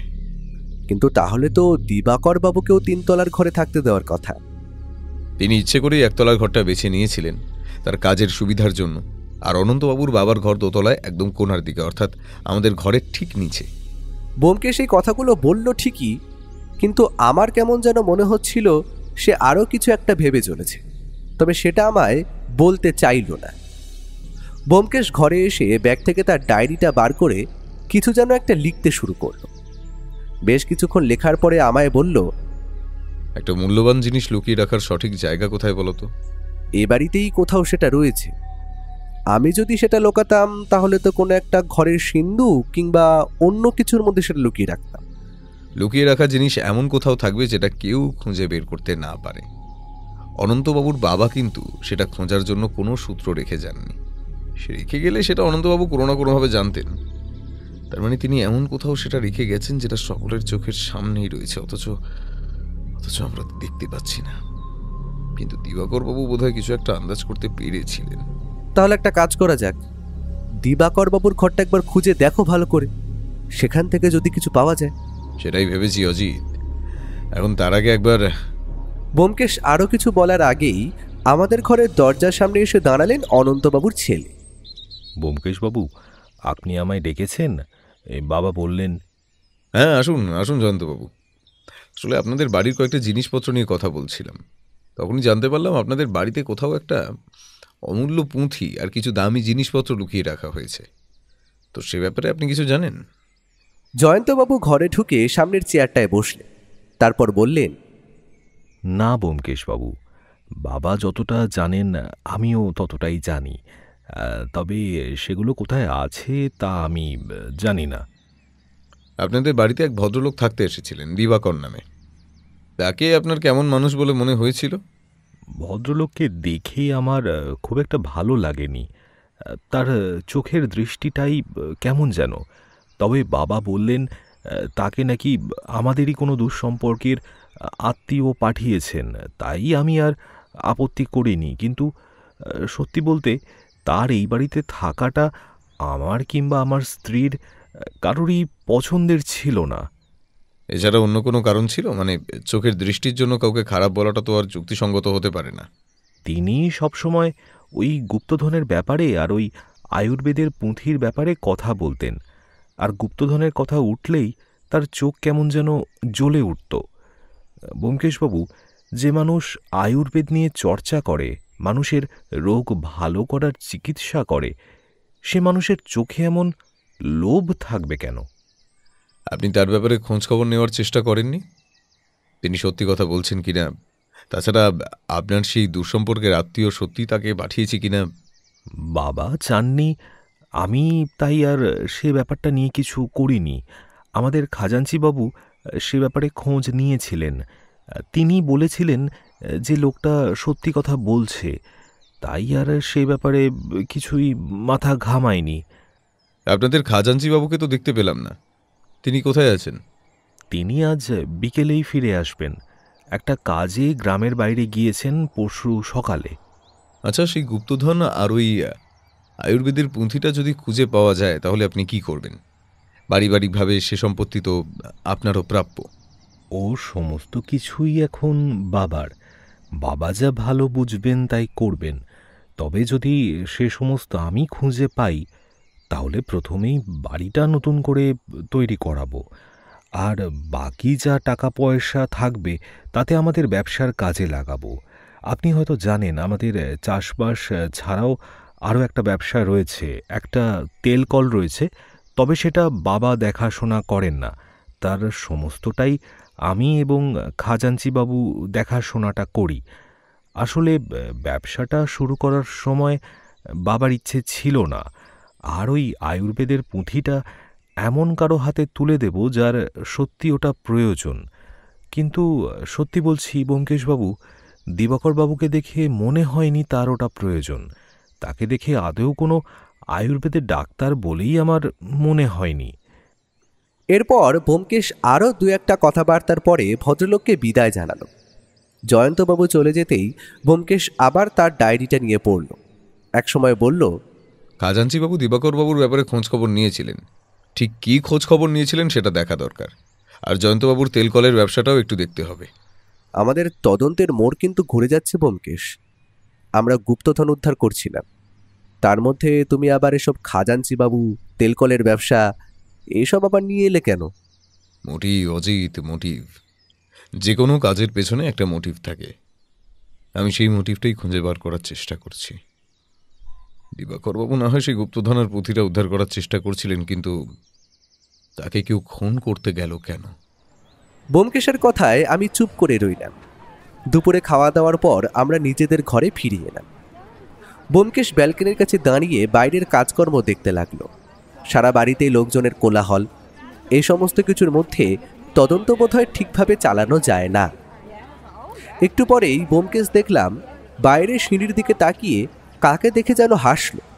তারপরে এগিয়ে গিয়ে বলল, আরে নমস্কার চক্রবর্তীবাবু, আপনার সঙ্গে দেখা করার জন্য সেই সকাল থেকে হন্যে হয়ে পড়ে আছি। আমি দরজা দিয়ে বেরিয়ে যাকে দেখতে পেলাম তার পরনে একটা ধুতি, গায়ের ওপর একটা হালকা জামা, হাতে একটা মোটা খাতা, চোখে চশমা, মাথার চুল সাদা পাকা মেশান। সেও ব্যোমকেশের মতো হেসে নমস্কার করে বলল, আরে ব্যোমকেশ বাবু, ব্যোমকেশ বাবু নমস্কার নমস্কার। তা আমার ব্যাপারে খোঁজ নিচ্ছিলেন শুনলাম।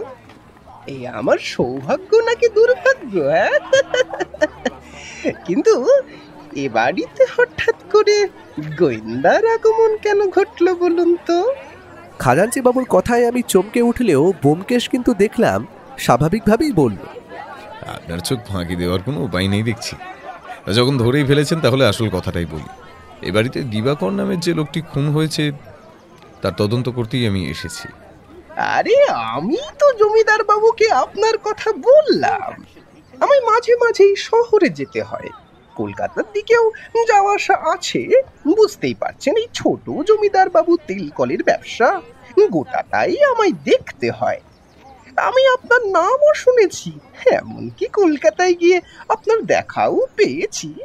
আপনার হয়তো আমায় মনে নেই, তবে আমার আপনাকে মনে আছে। কলকাতায় একবার একটা খুনের তদন্ত আপনি করেছিলেন, আর ভাগ্যক্রমে তার পাশের বাড়িতেই আমার একটা কাজে যেতে হয়েছিল। তা ব্যোমকেশ বাবু, কিছু কি বুঝতে পারছেন? না চক্রবর্তীবাবু, এখনো তো তেমন কিছুই বুঝতে পারিনি। এই কাল আপনাদের বাড়ির উৎসবটা মিটে যাক, তারপর না হয় দেখবো কত দূর কি করা যায়। লোকটা বড় ভালো ছিল ব্যোমকেশ বাবু, ভালো ছিল। আমার সাথে কত কথা বললো যেদিন মারা গেল। সেদিন সকালেই তো আমার সাথে বেশ খানিকক্ষণ কথা হলো। তারপর বিকেলের দিকে আমি বেরিয়ে গেলাম একটা কাজে। পরদিন সকালে এসে শুনি এই ব্যাপার। আমি তো থানায় খবর দিয়ে এলাম। আচ্ছা, এখানে থানাটা ঠিক কত দূরে চক্রবর্তীবাবু? তা তো অনেকটাই দূরে। এখানে তো গরুর গাড়ি তেমন পাবেন না। বাড়ি থেকে বেরিয়ে খানিকটা একটু হেঁটে যেতে হবে। তারপর যদি কোনো গরুর গাড়ি দেখা পেয়ে যান, তাকে বললেই নিয়ে যাবে থানায়। আপনি বললে আমি ব্যবস্থা করে দিতে পারি। ব্যবস্থা করব কি? না না, আমার এখন তেমন কোনো প্রয়োজন নেই। যদি মনে হয় তখন আপনাকে নিশ্চয়ই বলবো। তবে একটা কথা চক্রবর্তীবাবু, আচ্ছা আপনার কি কাউকে সন্দেহ হয়, মানে যে দিবাকর বাবুকে খুন টুন করতে পারে বলে আপনার মনে হয়? দিবাকর বাবু ওই গুপ্তধনের বেশ কাছাকাছি পৌঁছে গেছিলেন ব্যোমকেশ বাবু। আমাকেও একদিন বলেছিলেন তিনি বোধহয় কিছু খুঁজে পাবেন খুব শীঘ্রই। আর তার আগে এসব হয়ে গেল। দিবাকর বাবুর মৃতদেহটা ওই কুয়োর কাছে পাওয়া গেল কেন, সে ব্যাপারে আপনার কি মনে হয়? খাজাঞ্চি বাবু মাথা নাড়লেন, তারপর বললেন, কিছুই বলতে পারছি না ব্যোমকেশ বাবু, পারছি না। যার যখন সময় হয় তাকে তখন তো চলে যেতেই হয়। এ ব্যাপারে আর আমাদের কি কিছু করার আছে? ব্যোমকেশ হাসল, কিছুই বলল না। খাজাঞ্চি বাবু চলে গেলেন। পরদিন সকাল থেকেই বাড়িতে হইহুল্লোর অবস্থা। সে কথার বর্ণনা করা অহেতুক পাঠককে বিব্রত করা হবে, তাই সে কথা আমি এখানে কিছুই বলছি না। সেদিন তো একরকমভাবে কেটে গেল। ব্যোমকেশ মাঝে মাঝে কোথায় যেন উধাও হয়ে যাচ্ছিল, আবার কিছুক্ষণ পরেই আমার কাছে ফিরে আসছিল, কিন্তু প্রশ্ন করলে সে আমায় কিছুই বলতে চাইছিল না। আমি বুঝতে পারছিলাম এই উৎসবের ফাঁকে ফাঁকে সে আসলে বাড়ির সকলের সাথে একবার করে কথা বলে নিচ্ছে। তবে খাজাঞ্চি বাবু যখন বুঝতে পেরেছেন যে ব্যোমকেশ কি করতে বাড়িতে এসেছে, তখন তার পরিচয় লুকিয়ে রেখে আর লাভ নেই। একসময় আমি দেখতে পেলাম জয়ন্ত রায় আমার থেকে বেশ খানিকটা দূরে দাঁড়িয়ে একটা কাজের তোড়জোড় করছে। আমায় দেখতে পেয়ে আমার দিকে এগিয়ে এসে বললেন, আপনারা যে খুনের ব্যাপারে তদন্ত করতে এই বাড়িতে এসেছেন, সে ব্যাপারটা লুকিয়ে যাওয়ার কিন্তু কোনো কারণ আমি দেখতে পেলাম না অজিতবাবু। আমি একটু ইতস্তত করে বললাম, আসলে জমিদার বাবু নিজেই চাননি সেই ব্যাপারটা সবার কাছে প্রকাশ হোক আর কি, তাই আর কি। এখন তো আপনিও জেনে গেছেন দেখছি, তাই এখন আর লুকিয়ে রাখার তো কোনো মানেই হয় না। ওই দিবাকর নামের লোকটা এ বাড়িতে ঠিক কী কারণে এসেছিল তা আমি জানি না। তাকে কে খুন করেছে তার সম্পর্কে আমার কোনো ধারণা নেই, কিন্তু লোকটা যে খুব একটা ভালো নয় তা কিন্তু আপনাকে আমি বলতে পারি। কিন্তু জয়ন্তবাবু, সেটার জন্য তো কোনো একটা শক্ত কারণ থাকতে পারে, সেটা কি আপনার আছে? আগেই বলেছি, লোকটাকে দেখে কিন্তু কোনোভাবেই কবিরাজ কিংবা আয়ুর্বেদিক ডাক্তার বলে মনে হচ্ছিল না। সেটার জন্যই বোধহয় তার কথাবার্তা, হাবভাব সব কিছু একটা রহস্যময়। তিনি হয়তো আরও কিছু বলতেন, তার আগে একজন তাকে ডেকে নিয়ে গেল। কথাটা আমার মনে মনেই রইল। রাতের বেলা আমাদের ঘরেই আমাদের খাবার দেওয়া হলো। সে খাবারের কথা বলার কোনো প্রয়োজন নেই। পুকুর থেকে তুলে আনা মাছ, মুরগির মাংসের ঝোল, সাদা লম্বা চালের ভাত, মাছের মাথা দিয়ে ডাল, বেশ কিছু ভাজাভুজি, এমনকি পায়েস, মিষ্টি, চাটনি, পাঁপড়। বেশ সুস্বাদু একটা খাওয়া দাওয়ার পর বিছানায় শুয়ে পড়েছি, তখন দেখি ব্যোমকেশ হ্যারিকেনের আলোয় তার খাতায় কিছু একটা লিখে চলেছে। আমি একটু বিরক্ত হয়েই বললাম, এই ব্যোমকেশ, তুমি কি করছো বলো তো? আমায় তো কিছুই বলছো না। কেসটা কতদূর এগোলো? একটা নতুন তথ্য কিংবা সূত্র যাই বলো না কেন হাতে এসেছে অজিত, সেটা দিয়ে এই কেসে খানিকটা এগিয়ে যাওয়া যেতে পারে। একটা খাতা। আমি অবাক হয়ে বললাম, খাতা মানে? ওই সেই লাল রঙের খাতাটা কি? আর যদি সেটাই হয়, তাহলে সেই খাতাটা কি আমাদের এই কেসে কোনো সাহায্য করতে পারে? প্রথম প্রশ্নের উত্তরটা ব্যোমকেশ এড়িয়ে গেল। তারপরে বলল, বেশ খানিকটা অজিত। দিবাকরবাবুর ঘর তল্লাশি করে আমি তার একটা খাতা পেয়েছি, তবে খাতাটা কিন্তু কাছাকাছি কোথাও রাখা ছিল না। তার বিছানার চাদর আর বিছানায় পেতে রাখা লম্বা তোষকের অদ্ভুতভাবে তৈরি করা ভাঁজের ভেতরে সেটা রাখা ছিল। তা করতে গিয়ে একসময় চৌকির একটা জায়গা অদ্ভুত লাগায় সেখান থেকেই খাতাটা আবিষ্কার করি। তবে সেই খাতা থেকে নতুন কিছু তথ্য জানা গেছে, যেগুলো আমাদের পরে কাজে লাগবে। এখন এটুকু জেনে রাখো, এ বাড়িতে আসলে কোনো গুপ্তধন নেই, শুধুই আয়ুর্বেদের পুঁথিটা লুকিয়ে রাখা রয়েছে। ব্যোমকেশের কথায় আমি অবাক হয়ে বললাম, গুপ্তধন নেই? কিন্তু অনন্তবাবু যে বললেন এ বাড়িতে গুপ্তধন রয়েছে, তাহলে? অনন্তবাবু হোক কিংবা আর যেই হোক, সবাই কিন্তু একটা ধারণা করেছিল যে বাড়িতে গুপ্তধন লুকিয়ে রাখা রয়েছে। অনন্তবাবুর বাবা মারা যাওয়ার আগেও কিন্তু অনন্তবাবুকে গুপ্তধনের ব্যাপারে কোনো কথাই বলে যাননি। তিনি শুধু বলে গিয়েছিলেন ওই পুঁথিটার কথা। আসলে পুঁথিটাকেই বোধহয় গুপ্তধন হিসেবে ধরে নেওয়া হয়েছে। আর এই সমস্ত গুজব কোথা থেকে যে কোথায় গিয়েছে তা তো তুমি ভালো করেই জানো। তবে ওই পুঁথিটা যে অমূল্য তা বোঝা যাচ্ছে। ওই পুঁথিটার দাম বর্তমানের বাজারে খুব একটা কম নয় কিন্তু। আর ওই দিবাকর বাবুর মৃত্যুর ব্যাপারটা, সেটা কে করলো? গোটা ব্যাপারটাই একটা জটিল খেলা, বুঝলে। কেসটা পুরো সমাধান না করা পর্যন্ত এই সম্পর্কে আমি কিছুই বলতে চাই না। তবে জেনে রাখো, খুনি এ বাড়িতেই আছে। তবে খুনির আসল উদ্দেশ্য কিন্তু দিবাকর বাবুকে খুন করাটা ছিল না, আর এক্ষেত্রেও একটা রহস্য রয়েই গেছে। ব্যোমকেশ এমনভাবে কথাগুলো বলল, আমি কিছুই বুঝতে পারলাম না। সে যাই হোক, সেদিনের মতো ব্যোমকেশ আর কিছু বলবে না তা বুঝতে পেরে ঘুমিয়ে পড়লাম। পরদিন সকালে আমি ওঠার আগেই ব্যোমকেশ কোথায় যেন একটা বেরিয়ে পড়েছিল। হরিনাথ আমায় চা দিতে এসে সে কথা জানিয়ে গেল। কাল উৎসবে বাড়িটা কেমন মুখরিত হয়ে উঠেছিল, আজ কেমন ফাঁকা ফাঁকা হয়ে গেছে। লোকের ভিড় রয়েছে, সমস্ত কিছু সরিয়ে নিয়ে যাওয়া হচ্ছে, বিভিন্ন কাজকর্ম চলছে। এখানে একটা কথা বলে রাখা ভালো, আসলে জমিদার বাড়িতে যারা আশ্রিত রয়েছে তারা একতলার ঘরে থাকলেও বাড়ির বাইরে তাদের খুব একটা আমি বেরোতে দেখি। তারা বেশিরভাগ সময় নিজের ঘরেই থাকে। বাড়িতে কাজের লোক অনেক রয়েছে, রান্নার লোক রয়েছে, সমস্ত কিছু মিলিয়ে আমি সেই গোটা দিনটা ঘুরে ঘুরে বাড়িটা দেখলাম।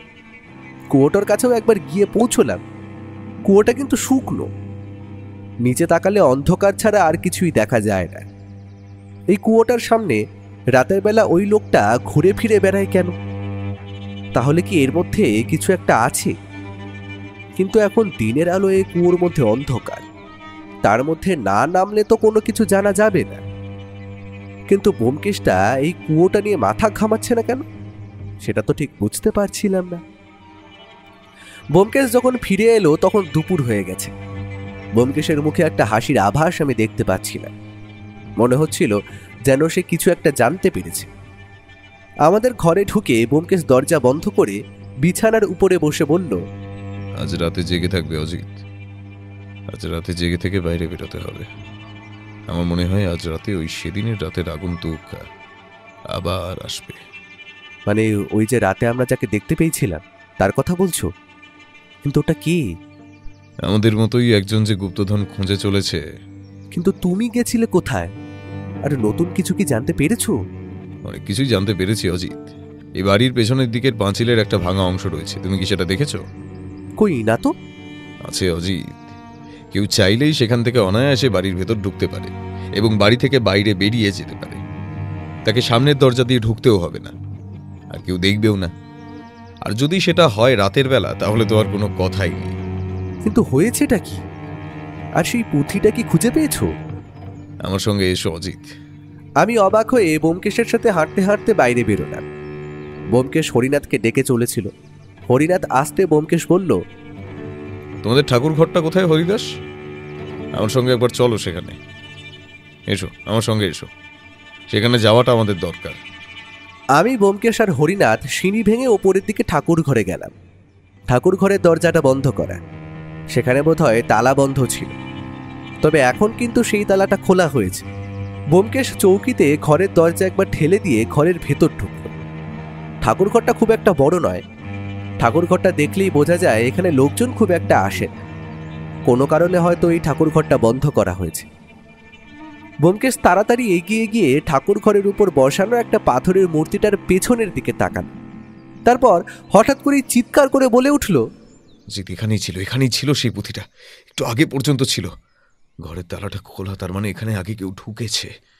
ব্যোমকেশ ঠাকুর ঘরের একটা সিঁড়ির মতো জায়গার উপর দাঁড় করিয়ে রাখা একটা শিবের মূর্তিকে পেছনের দিকে ঘোরাতে দেখা গেল সেই মূর্তির পেছনের দিকের একটা জায়গা অদ্ভুতভাবে সরে গেছে, আর সেখানে একটা ছোট ফাঁক মতো হয়ে রয়েছে। ব্যোমকেশের মুখ দেখেই বোঝা যাচ্ছিল সে একটু কেমন যেন রেগে উঠেছে। সে একটা হাতের তালুর উপর আর একটা হাত দিয়ে ঠোকা মেরে বলল, আমার আরেকটু সাবধান হওয়া উচিত ছিল অজিত। আমি বুঝতে পারিনি যে আমি না থাকার সময় এই ব্যাপারটা ঘটে যাবে। হরিনাথ, এক্ষুনি যাও, তোমাদের খাজানজি বাবু কোথায় আছে দেখো।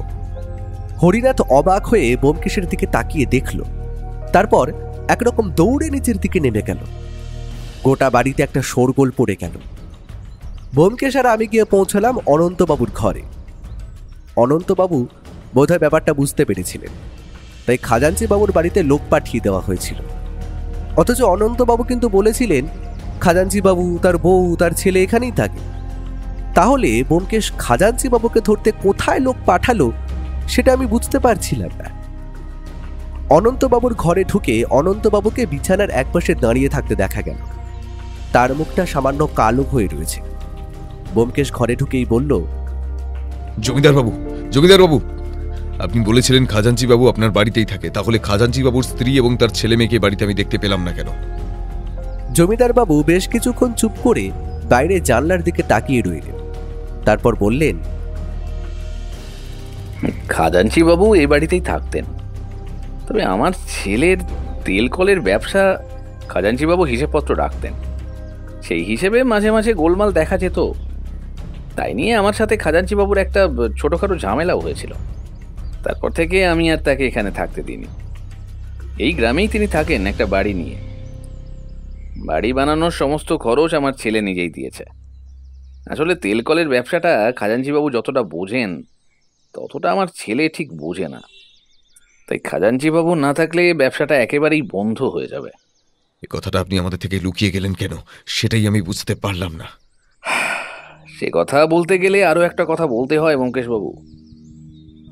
আসলে খাজাঞ্চিবাবু আর তার স্ত্রী যে ছেলেটিকে পালন করছে সেটা আসলে আমার ছেলের সন্তান।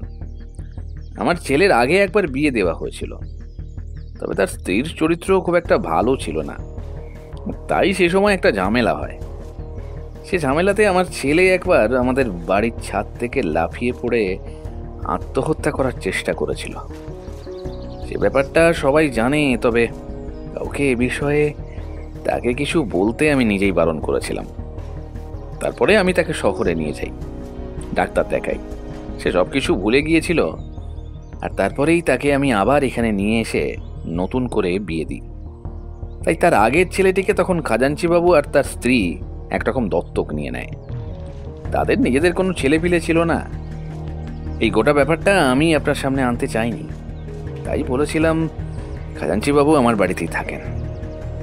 এত মানুষ যখন আমার বাড়িতে আছে, তাহলে খাজাঞ্চিবাবু কেন এই বাড়িতে থাকবেন না? সে বিষয়টা আপনার মনে কৌতূহল তৈরি করতে পারে, তাই বাধ্য হয়েই আপনাকে। আরও একটা ব্যাপার আপনি বোধহয় আমায় বলতে ভুলে গিয়েছিলেন। আপনাদের বাড়ির ছাদে একটা ঠাকুর ঘর রয়েছে। সেই ঠাকুর ঘরটা অনেকদিন হলো বন্ধ হয়ে পড়ে রয়েছে। তার কোনো কারণ কি আপনি বলতে পারেন? আমার বাবা শেষ জীবনে ওই ঠাকুর ঘরটি তৈরি করেছিলেন। ওই পাথরের মূর্তিটি বাবা শিল্পী ডেকে এনে তৈরি করেছিলেন। বাবা বলেছিলেন তার মৃত্যুর পর ওই ঘরটা যেন বন্ধ হয়ে থাকে। তাই আমি ওই ঘরটা আর কখনোই খুলিনি। এই বাড়ির কেউও ওই ঘরটা খোলে না। কিন্তু আপনার বাড়িতে যে কোথাও গুপ্তধন নেই অনন্তবাবু? গুপ্তধন আসলে আপনাদের ওই আয়ুর্বেদের পুঁথিটা, যেটা আজ সকালেই আপনার বাড়ি থেকে চুরি গেছে। আর আমার মনে হয় সেই চুরিটা করেছেন খাজাঞ্চিবাবু নিজে। আর এখন তাকে ধরা না গেলে কিন্তু আপনি সেই পুঁথিটা আর ফিরে পাবেন না। ব্যোমকেশের কথা শুনে অনন্তবাবু এতটাই চমকে উঠলেন যে বোধহয় তিনি ধাক্কাটা সামলাতে না পেরে মাটিতে পড়েই যেতেন। কোনো রকমে বিছানার একপাশের পায়া ধরে নিজেকে সামলে নিতেন। তারপর বললেন, সে কি, খাজাঞ্চিবাবু এই কাজ করেছে? কথাটা বলেই অনন্তবাবু বাইরে বেরিয়ে এসে তার ছেলেকে ডাকতে লাগলেন। জয়ন্তবাবু ততক্ষণে লোক পাঠিয়ে দিয়েছিল খাজাঞ্চিবাবুকে ধরতে, তবে আসল কারণটা কি সেটা সে জানত না। এখন অনন্তবাবুর সামনে এসে দাঁড়াতেই অনন্তবাবু ভারী গলায় বললেন, সেই পুঁথিটা খাজাঞ্চিবাবু চুরি করেছে। তুমি এক্ষুনি তাকে ধরার ব্যবস্থা করো। আমি তার বাড়িতে লোক পাঠিয়ে দিয়েছি বাবা। তুমি আর চিন্তা করো না, তুমি উত্তেজিত হয়েও না, তোমার শরীর খারাপ করবে। অনন্তবাবু কেমন যেন ভেঙে পড়েছিলেন। তিনি ঘরে গিয়ে তার বিছানার একপাশে বসে পড়লেন। ব্যোমকেশ আমায় চাপা স্বরে বলল, এখন এখানে থাকার কোনো প্রয়োজন নেই অজিত। চলো আমি দেখি খাজাঞ্চিবাবুর ব্যাপারটা কত দূর হলো। খাজাঞ্চিবাবুকে তার বাড়িতেই পাওয়া গেল। তিনি কোথাও একটা বেরিয়ে পড়ার জন্য তোড়জোড় করছিলেন। এমনকি তার স্ত্রী এবং ছেলেকেও তিনি তৈরি করে নিয়েছিলেন কোথাও যাওয়ার জন্য, বলা যেতে পারে পালানোর জন্য। জমিদার বাবুর লোকজন তাকে একরকম জোর করেই সেখান থেকে নিয়ে এলো। বাড়ির বড় দরজা দিয়ে যখন লোকজন খাজাঞ্চিবাবুকে নিয়ে ঢুকছে, তখন তিনি রীতিমতো চিৎকার চেঁচামেচি শুরু করে দিয়েছেন। আমরাও তাড়াতাড়ি নিচে নেমে এলাম। তাকে এনে বসানো হলো একতলার ঘরে, যেখানে দিবাকর বাবুকে থাকতে দেওয়া হয়েছিল। অনন্তবাবু এবং জয়ন্তবাবু সেখানে এসে পৌঁছল, এমনকি হরিনাথও উপস্থিত হল। বাড়ির আর কাউকে সেখানে আসতে দেওয়া হলো না। খাজাঞ্চিবাবু চিৎকার করে বললেন, কিন্তু আমাকে এভাবে ধরে আনার কারণটা কি? হ্যাঁ, ও আমি কি করেছি? আপনার অপরাধ যে একটা নয় চক্রবর্তীবাবু, আপনি দুটো অপরাধ করেছেন। একটা হলো ওই দিবাকর বাবুকে খুন করেছেন, আর দ্বিতীয়টা হলো এ বাড়ির থেকে ওই অমূল্য পুঁথিটা চুরি করেছেন। তবে আপনার বাড়িতে এখনই আমি লোক পাঠিয়ে দিয়েছি। আশা করি তারা পুঁথিটা উদ্ধার করে নিয়ে আসতে পারবে। সেটা আপনার বাড়ি থেকে উদ্ধার হলে আশা করি আপনি আপনার অপরাধ নিয়ে আর কিছু বলতে পারবেন না। খাজাঞ্চিবাবুর চিৎকার চেঁচামেচি যেন কিছুক্ষণের জন্য স্তব্ধ হয়ে গেল। একটু পরেই তিনি আবার বললেন, ও ওটা আসলে নিয়ে গেছিলাম আমি একজনকে দেখানোর জন্য। যদি মনে হতো ওটা ঠিক, তাহলে আমি সেটা জমিদার বাবুকে আবার ফিরিয়ে দিতাম। ঠিক এই কারণেই কি আপনি দিবাকর বাবুকে বাড়িতে পাঠিয়েছিলেন, ওই পুঁথিটা উদ্ধার করে তারপর জমিদার বাবুকে ফিরিয়ে দেওয়ার জন্য? দিবাকর বাবুকে আমি এ বাড়িতে পাঠাবো কেন? হ্যাঁ, তাকে তো আমি চিনতামই না। চিনতেন না? তাহলে রাতে দিবাকর বাবুর সঙ্গে আপনি ওই পেছনের বাগানে ঘুরে ঘুরে ঠিক কি কথা বলছিলেন? আমি তার সাথে রাতের বেলা কথা বলতে গেলাম কখন?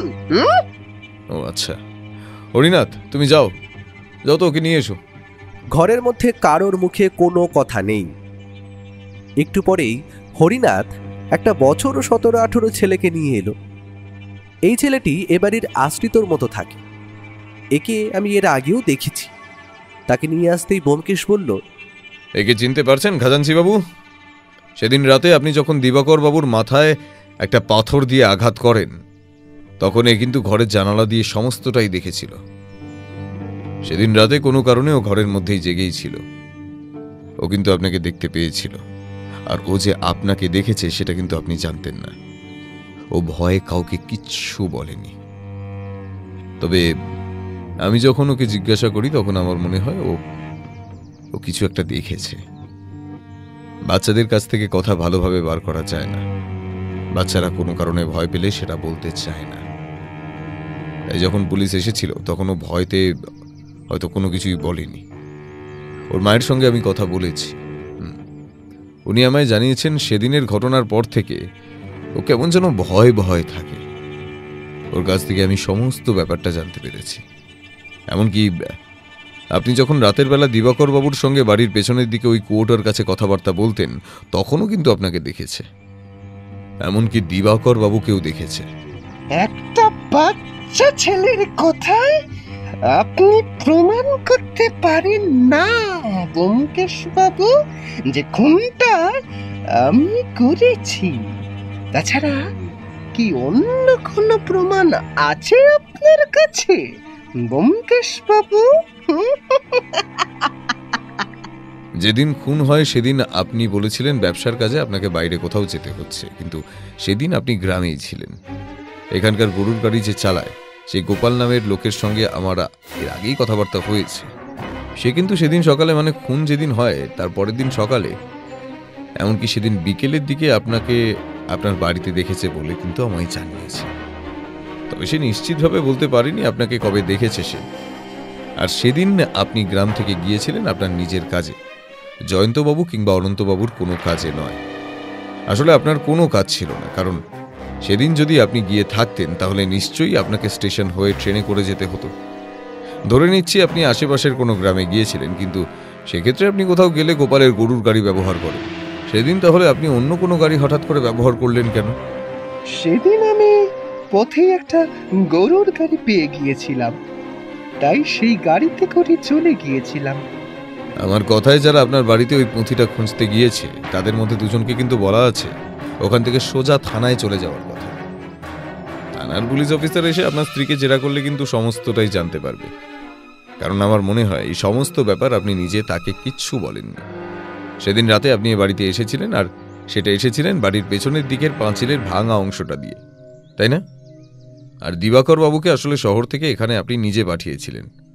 জয়ন্তবাবুকে যদি তার সেই দূরসম্পর্কের আত্মীয়ের কাছে খোঁজ নেয় তাহলে জানতে পারবেন দিবাকর বাবুর সঙ্গে তাদের কখনোই দেখা হয়নি। দিবাকর বাবু মোটেই কোনো আয়ুর্বেদ চিকিৎসক ছিলেন না। তিনি আপনার কথায় একটা মিথ্যে গল্প সাজিয়ে এখানে এসেছিলেন গুপ্তধন উদ্ধার করতে, কারণ আপনি নিজেও ভেবেছিলেন এখানে কোনো গুপ্তধন রয়েছে। যখন দিবাকর বাবু বুঝতে পারেন এখানে আসলে গুপ্তধন নেই, শুধু ওই পুঁথিটা রয়েছে, তখন ব্যাপারটা সে আপনাকে জানায়। তারপর বোধহয় কোনো কারণে তার সঙ্গে আপনার একটা মনোমালিন্য হয়। মনে হয় সেই পুঁথিটা নিয়ে এখান থেকে চলে যেতে চেয়েছিল, আর আপনার মনে হয়েছিল পুঁথিটা নিয়ে সে চলে গেলে আপনি সেটা কখনোই পাবেন না। তার সঙ্গে বোধহয় আপনার কোনো একটা বকরা নিয়ে আলোচনা হয়েছিল, যা সে উদ্ধার করবে তার কিছুটা সে আপনাকে দেবে। আপনি ভাবলেন সেখান থেকে ওটা নিয়ে চলে গেলে আপনি কিছুই পাবেন না, অথচ আপনি কাউকে সে কথাটা বলতেও পারবেন না। সেদিন রাতে আপনাদের মধ্যে ব্যাপারে কথাবার্তা হচ্ছিল, আর তখনই রাগের মাথায় আপনি পাথর দিয়ে তার মাথায় আঘাত করেন। তারপর পাথরটা ওই কুয়োর মধ্যে ফেলে দেন। এই কেসে প্রথম থেকেই আমি ভেবেছিলাম ওই কুয়োর মধ্যে কিছু একটা রয়েছে। ঠিক সেই সময় বাড়ির একজন কাজের লোক বাইরে এসে দাঁড়ালো। তার হাতে একটা লাল শালুতে মোড়া কি যেন একটা রয়েছে। বোমকে সেটা দেখতে পেয়ে এগিয়ে গিয়ে সেটা নিয়ে এলো। তারপর ঘরের মধ্যে বিছানার উপরে সেটা রেখে কাপড় খুলে দেখালো। হলতে হয়ে যাওয়া, সামান্য ঝাপসা হয়ে আসা পাতাগুলো দেখা যাচ্ছিল। কোনো একটা সুতো দিয়ে বাঁধা দেখেই বোঝা যায় এটা বেশ পুরনো একটা পুঁথি। সেটা দু হাতে তুলে বলল, কি হলো আপনাদের সেই গুপ্তধন? আসলে আপনার ঠাকুরদা এটা আপনার বাবাকে দিয়ে গিয়েছিলেন, আর আপনার বাবা জানতেন আপনাদের আয়ুর্বেদে কোনো আগ্রহ নেই, তাই তিনি শেষ বয়সে ওই মূর্তিটা প্রতিষ্ঠা করেন। তার পেছনে এটা লুকিয়ে রেখেছিলেন। আজ সকালেই খাজাঞ্চি বাবু যেভাবে ওটা এখান থেকে নিয়ে গেছে, আশা করি খোঁজ খবর করলে জানা যাবে ওই ঘরের চাবি উনিই নিয়ে গিয়েছিলেন। ব্যোমকেশ বাবু, এখন আমাদের কি করা উচিত? খাজাঞ্চি বাবু তো একটা খুন করেছেন, তাছাড়া এটা চুরি করার চেষ্টাও করেছিলেন, আর বাদবাকি যা অপরাধ করেছেন তাকে তো আর ছেড়ে দেওয়া যায় না। সেটা আপনাদের ব্যাপার জমিদার বাবু, আমাদের কাজ এখানেই শেষ হলো। কাল সকালে আমরা এখান থেকে তাহলে বেরিয়ে পড়ব। আপনাদের ব্যাপারটা আপনারাই বুঝে নিন। পুলিশে খবর দেওয়া হয়েছে, পুলিশ কিছুক্ষণের মধ্যেই এসে পড়বে। এরপর আর কোনো কথাই আমাদের মধ্যে হলো না। আমি আর ব্যোমকেশ সোজা আমাদের ঘরে চলে এলাম। ব্যাগপত্র গুছোতে লাগলাম, কাল সকালেই বেরিয়ে পড়তে হবে। এরই মধ্যে একসময় ব্যোমকেশকে বললাম, আচ্ছা ব্যোমকেশ, এখানে এসে রাতের বেলা আমরা যাকে ওই কুয়োর আশেপাশে ঘোরাফেরা করতে দেখেছিলাম সে আসলে কে? এই ব্যাপারটা না হয় অজানাই থাক অজিত। আসলে সে যদি সেদিন ওখানে ঘুরে না বেড়াতো, তাহলে আমরা এই রহস্যের সন্ধান এত তাড়াতাড়ি পেতাম বলে মনে হয় না। তোমার হয়তো মনে আছে, কাল রাতে আমি তোমায় জাগার কথা বলেছিলাম, মনে আছে? কিন্তু তুমি জাগতে পারোনি, একেবারে ঘুমিয়ে পড়েছিলে। কাল রাতেই আমি সেই ব্যক্তির কিন্তু দেখা পেয়েছিলাম। হ্যাঁ, কাল রাতে যখন সে ওই কুয়োটার কাছে এসেছিল, তখন আমি ঘর থেকে বেরিয়ে বাড়ির বাইরে আসি। তারপর অন্ধকারে মিশে কাছাকাছি গিয়ে অপেক্ষা করে থাকি, লক্ষ্য করতে থাকি। সে কিন্তু অন্য কিছুই খেয়াল করছিল না, সে শুধুমাত্র কুয়োটার দিকে মাঝে মাঝে দেখার চেষ্টা করছিল আর আশেপাশে নজর রাখছিল। তখনই মনে হয় তাকে যেন চেনা চেনা লাগছে। অন্ধকার থেকে বেরিয়ে তাকে ধরতে যাব, ঠিক তখনই জানালার দিক থেকে একটা মেয়েলি গলায় সামান্য চিৎকার ভেসে আসে। আর তখনই ওই ঘুরতে থাকা আসল লোকটা আমার দিকে ঘুরে তাকায়, যে রাতের বেলা কুয়োর আশেপাশে ঘুরে বেড়াতো। আসলে সে ভাবতো ওই কুয়োর মধ্যে কোনোভাবে গুপ্তধনটা রয়েছে। দিনের বেলা ওদিকে গেলে সবার নজর পড়বে, তাই সে যেত রাতের বেলায়। তবে ওর মধ্যে যে কোনো গুপ্তধন নেই সে কথা আমি তাকে বলেছি। এখন ব্যাগপত্র গুছিয়ে নাও, কাল বাড়ি ফিরে যেতে হবে। সত্যবতীর একটা খবর নেওয়া দরকার ছিল। সে এখন থাক, কাল বাড়ি ফিরে না হয় দেখা যাবে। কেসটা এখানেই শেষ হয়ে গিয়েছিল। ঘন্টা কয়েকের মধ্যে পুলিশ এসে খাজাঞ্চি বাবুকে গ্রেফতার করে নিয়ে গিয়েছিল। তবে অনন্তবাবুর ছেলে জয়ন্তবাবুর সেই আগের পক্ষের স্ত্রী এবং তাদের সেই ছেলের কথা খাজাঞ্চিবাবু জয়ন্তবাবুকে বলেছিল না বলেনি, সে কথা আর আমরা জানতে পারি। পরদিন সকালে বিদায় নেওয়ার সময় অনন্তবাবু আমাদের সাথে বড় দরজা পর্যন্ত এসেছিলেন। গোপালের গাড়ি বলাই ছিল।